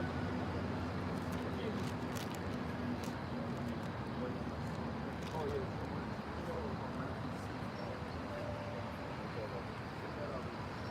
This is Matthew 6. You said it 24. 25? Okay. This is Matthew 6 and 25. And it reads, it says, therefore I say unto you, take no thought for your life, what ye shall eat, or what ye shall drink, nor yet for your body. And that's all faith, man. That's all faith, man. Hey, that's 100% pure faith. What ye shall put on is not the life more than meat, and the body than raiment? Right. Like, yeah, kind of says, nor yet for your body, what shall you put on? Is not the life more than meat, and the body than raiment? Right, man. So it ain't all about that, man. You know, you ain't gotta be conscious. You ain't gotta fucking eat every day. 5-10 meals a day. You know? Hey, some people survive on 1 meal a day, man. You know? Yeah, homeless people, they barely eat, man. They survive. The most side, some way, somehow, give them food, man. Hey. You also call that intermediate fasting. Intermediate fasting, right, man. You know what's that Herschel Walker, man? He drinks 1 fucking soup a day, man. That's all he eats is soup a day. And the guy is fucking jacked, man. He was a football player. He's a fucking MMA fighter now, man. On a bowl of soup a day. You know?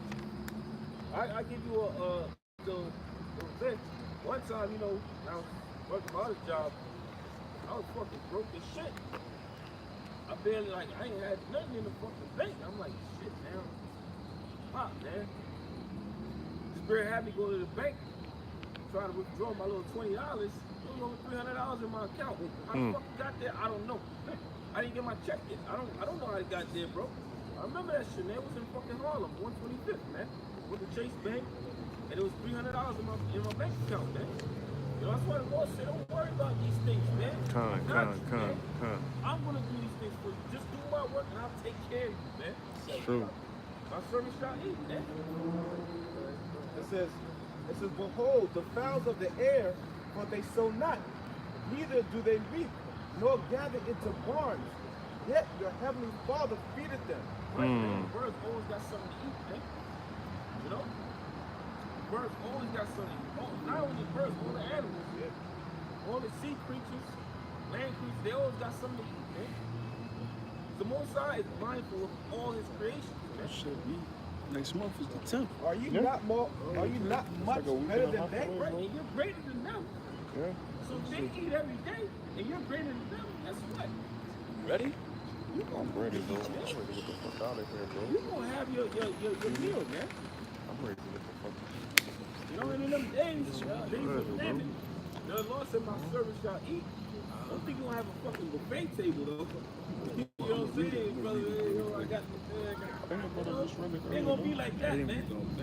You gonna get your daily bread. You gonna get what you need to go, man. Right? It might just. God's gonna give you what you need to stay stable, man. That's why I said wisdom and knowledge for me is stability. Right time. Your wisdom, your knowledge will change all these things. You don't have to try and test the man. You see who you put upon that. You see if you utilize his name. You see if you utilize what Proverbs 8 and 10. The name of the Lord is and the righteous one into it.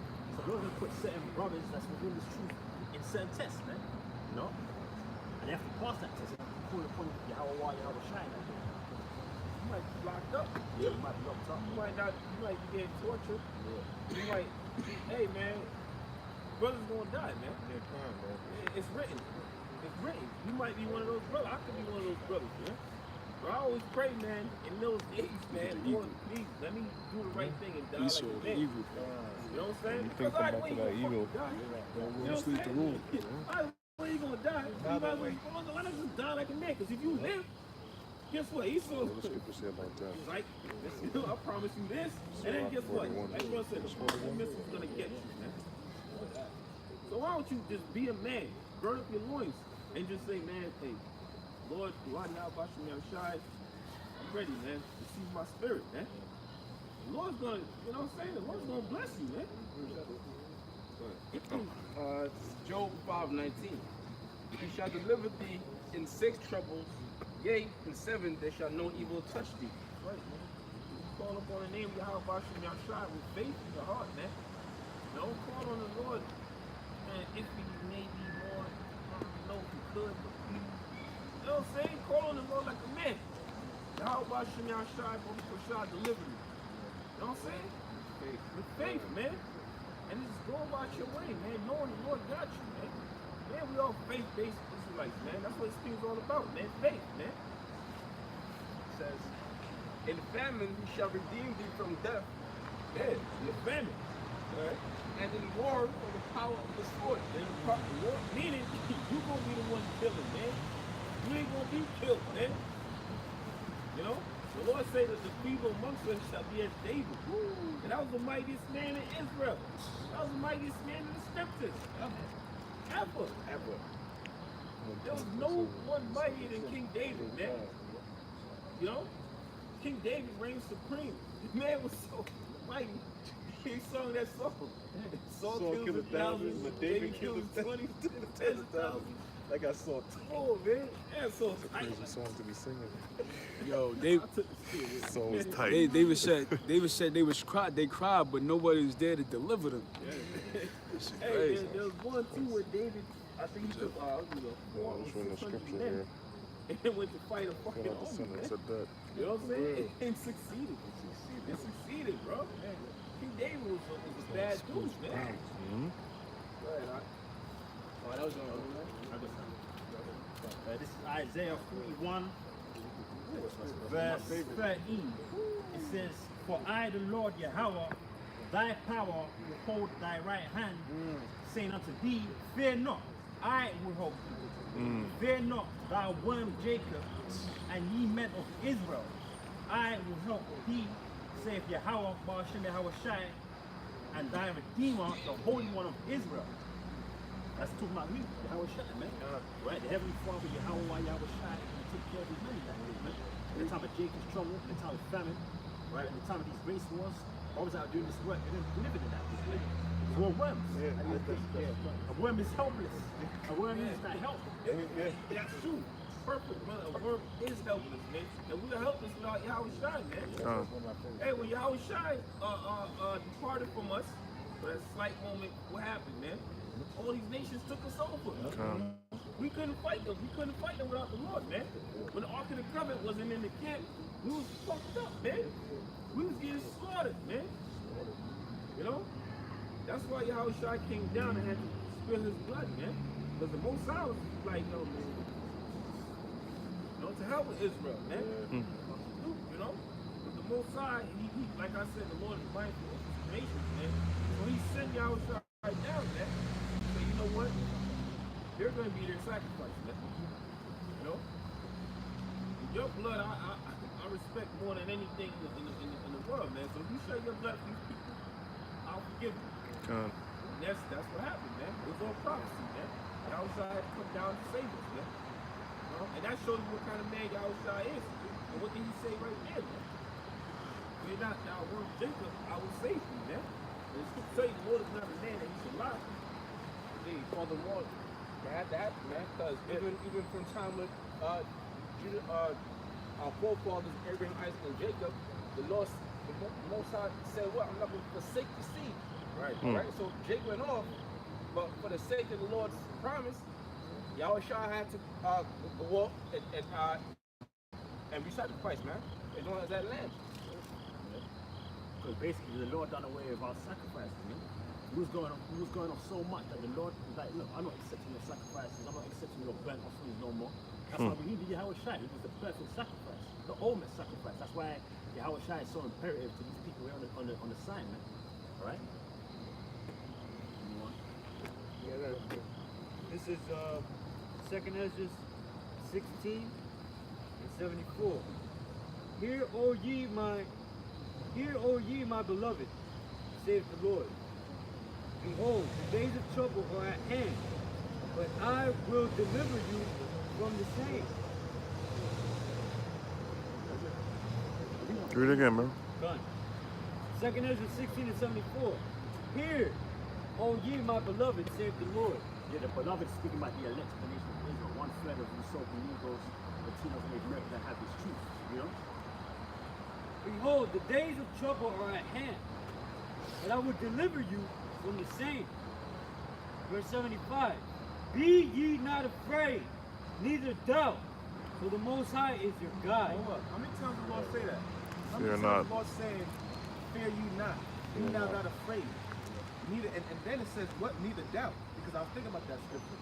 Because the Lord is saying that for a reason, man. The Lord gave us his name for a reason. The Lord gave us his name so we won't fear, man.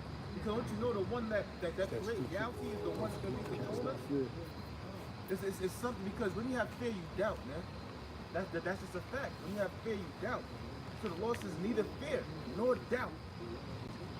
And then when you don't utilize the name, you're going off. That's actually breaking one of the commandments. You're taking the name of Yahweh, Yahweh Shai in vain. That's one of the commandments, man.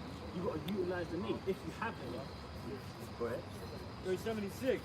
And the guide of them who keep my commandments and precepts, says the Lord power, let not your sins weigh you down, and let not your iniquities lift up themselves. Yeah, because in that time, you know how we be moving. We want to like, did I do enough? That's why the apostles tell us to do three videos a week and then come in the harvest and byways, man. Link up with the brothers. But even doing that, the way we think, the Lord knows how we was gonna think, man. The Lord's like, yo, don't even worry about this, don't even worry about none of that, and I got you. Okay, just like the priest, the brother was saying before, man. Listen, the Lord got our backs, man. You know, we really don't got nothing to worry about. You know? And that's why the Lord put us through these various tribulations and testimonies. Because what do? Every time we go through tribulation, what do the sons of God do? We always call upon the Lord, man, without a doubt. What constantly, sometimes, you know, me personally, sometimes I feel like I'm kind of like ignoring the Lord, but no, it is what it is. The Lord says to call upon him, man. Constantly.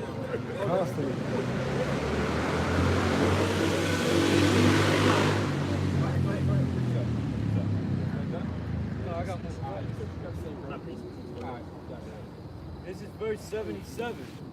Woe be unto them that are bound with their sins. Yeah, the ones that are bound with the sins are the ones that rejected his truth, man. The ones that looked at the apostles and all of them. Okay, really the apostles from Great Millstone, showing them who they are, man, and reading the scriptures, letting them know, listen, you're the people of this Bible, and the Lord wants to come back to the commandments. The one that loathed us telling them about who they are, the one that loathed this gospel, the one that loathed the commandments, this is for them. Woe be unto them that are bound with their sins. Because woe means destruction. All right? A lot of times people read woe, woe, woe, but what does woe mean? Destruction. What does destruction mean? Destruction comes in many different ways, man. The Lord's gonna do a beautiful thing to 2/3 of our people, man. It's gonna be sci-fi out here, man. Psalms 91. Woe be unto them that are bound with their sins and covered with their iniquities. Because how they bound with these sins and covered with iniquities? They don't have Yahweh Shai, man. They don't have Yahweh. Why Yahweh Shai? Okay? There's no, listen, they can be calling on Jesus, they can be calling on Buddha, Allah, they can be calling all these gods. Okay, you got niggas now that's atheists, all right? They can be calling all these different gods, or might not even call, well, most niggas say, oh my God, but they don't have Yahweh Shai, man. But we do. So guess what's gonna happen? Their blood's gonna be upon them, man. Like as a field is covered over with bushes. But what does that mean? It's gonna be like the scripture said, the blood's gonna be on at the horse's bridle, man. All right? Lord said, read that again. Like as a field is covered over with bushes. Like as a field is covered over with bushes, you can look at the field right now. That's how much dead bodies we're gonna be seeing, man. Go ahead. And the path thereof covered with thorns, that no man may travel through. Yeah, because what? Matter of fact, read that again. That's it. That's the one. Yeah, that's not Traps. Yeah. Made by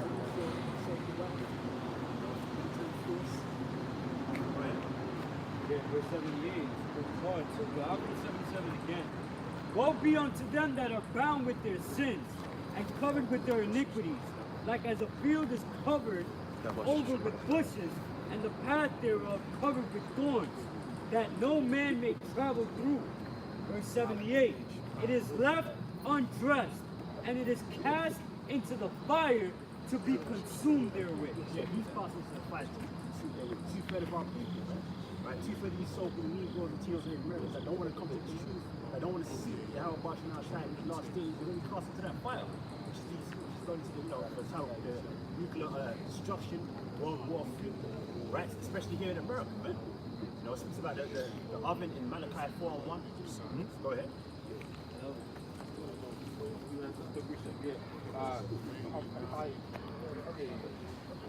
Luke 18:1, and he spake a parable unto them to this end, that men ought always to pray and not to faint. You know, that you said earlier, people being scared, all right, and not praying. All right, I read it again. It says, Luke 18:1. And I'm sorry, you always gotta pray, man. You know, you always gotta pray. The word pray means to beg, man. You gotta pray for more faith, more wisdom, more what's that? Yeah. No, go ahead, you good. Understanding, man. So like, To keep you stable in those days, man. The most important thing to pray for, though, to my understanding is faith, though, man. faith, That's where it's really at. Pray for more faith. You know, that's what's gonna deliver you at the end of the day. You know. Go ahead. Right, it says, Luke 18:1, and he spake a parable unto them to this end, that men ought always to pray, but not to faint. Yeah, faith in this truth is, getting weak in this truth. You know, that happens to certain brothers. That's because they don't pray, man. They don't communicate, they don't challenge Yahweh Shai, man, in their day-to-day life, and they're outside of camp. To that faith. that's right. Not put off from day to day, constantly. Because I'm just saying, people make praying like it's a big thing. You can pray in your head while you're walking out. Meditate. There's no like, Lord, like, you put pray to the Lord, he knows, man. No? You know, a lot of times why they don't be praying, they don't know what to pray for, man. And they can pray for the wrong things. You know, it's good to pray for spirit. And again, wisdom, faith, understanding, man. You know, knowledge. Those are the real riches. I think it's just staying in the time when you're in trouble, man.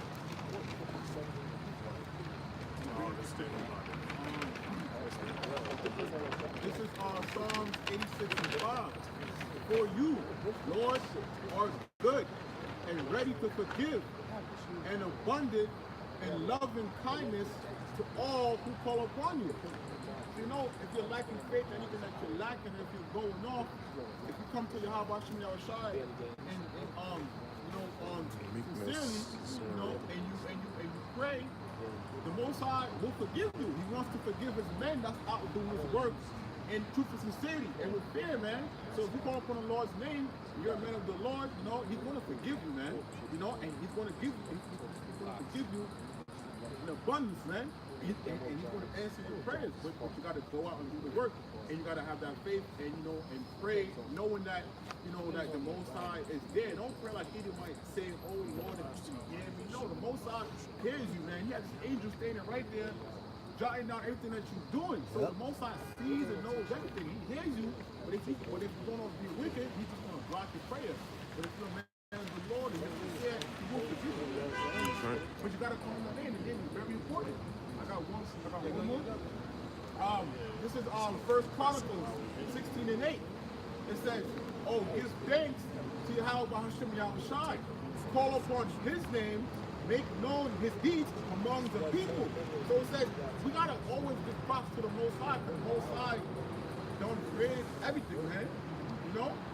So we got to give things that the Most High don't, basically gave up his only begotten Son for Israel's forgiveness.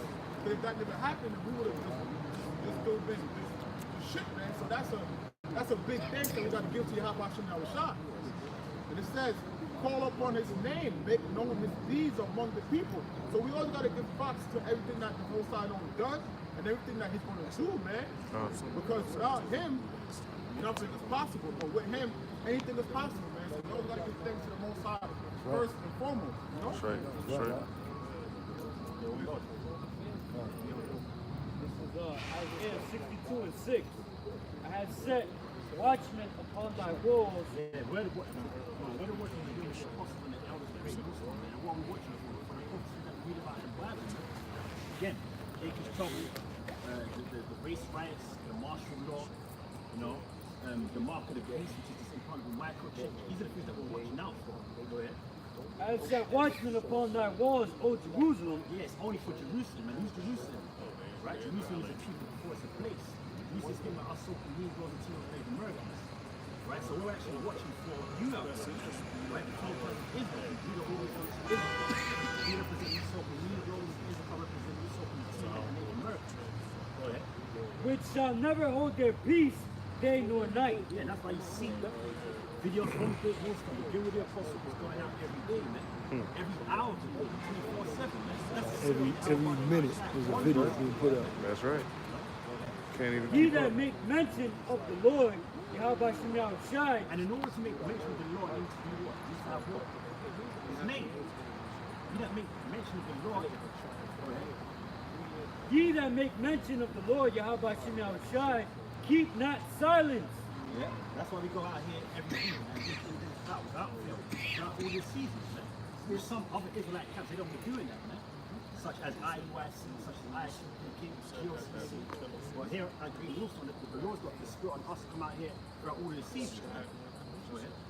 And give him no rest till he establish, until he make Jerusalem a praise in the earth. Verse 8. I say this. That's right. We supposed to give the Most High. Y'all about to already, man. Continual pray, man. Wake up, pray. All right? Brush your teeth, pray. You know? That's funny, but hey, man, continually pray. You never know when disaster strikes. Come. All right? You got to continually pray, man.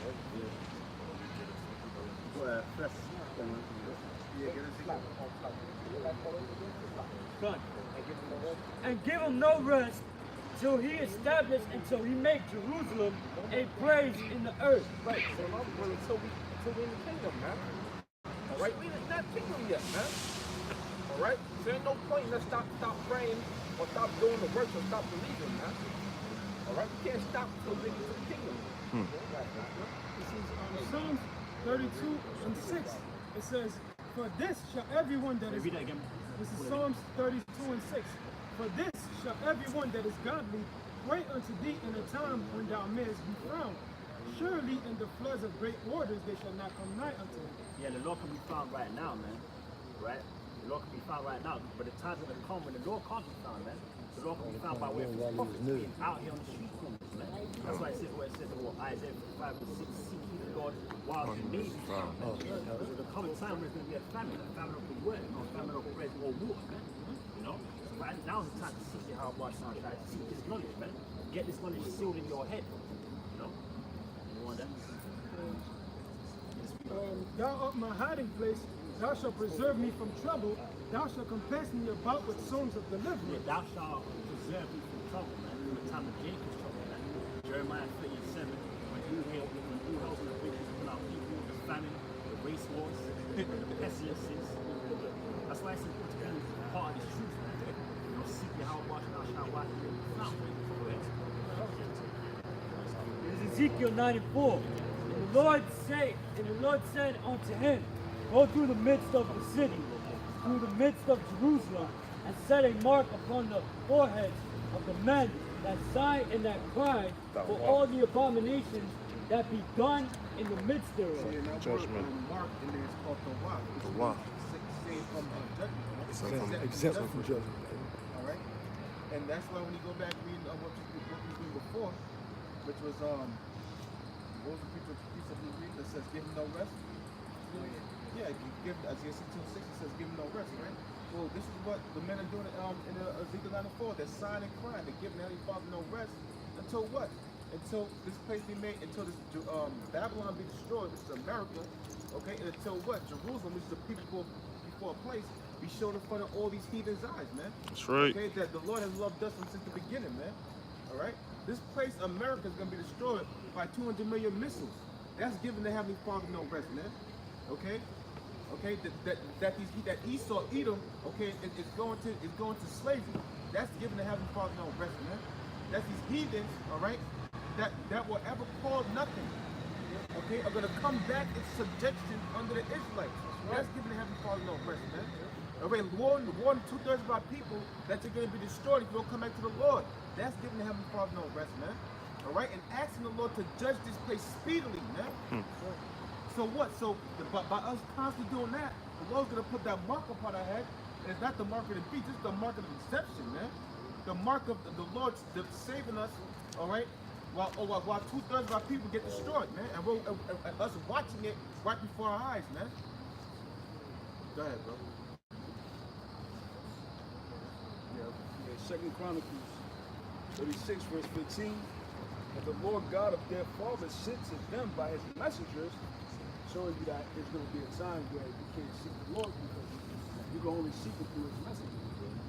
So he said, the Lord, the God of their fathers sent by them his messengers, rising up beat time and sending, because he had compassion on his people. Yeah, where it says rising up beat time, that's before the destruction. No. Early. Before the destruction. Because he had compassion on his people and on his dwelling place, showing you that the God is going to be of the children of Israel. Sent to the children of Israel. But they mock the messages of God and despise his words and his prophets. God for the Lord arose against his people. Which we're going through that right now. We're being mocked, right? With these scoffers, these screamers that come up against us on the common board when they go by the camps, right? Every time they're coming out here, we're getting mocked by these scoffers. Mainly 2/3 of our people that 2/3 of social media and are wicked, man. Go ahead. Yeah, despise his words. What do they say? Oh, y'all niggas crazy. They probably throw shit at us. Bums. Despise his words and misuse his prophets, beat us up, call the cops on us. Until the wrath of the Lord arose against his people, so there was no remedy. You got shut down? How about Bashim, Yahushua, Bashim, Rakakadash?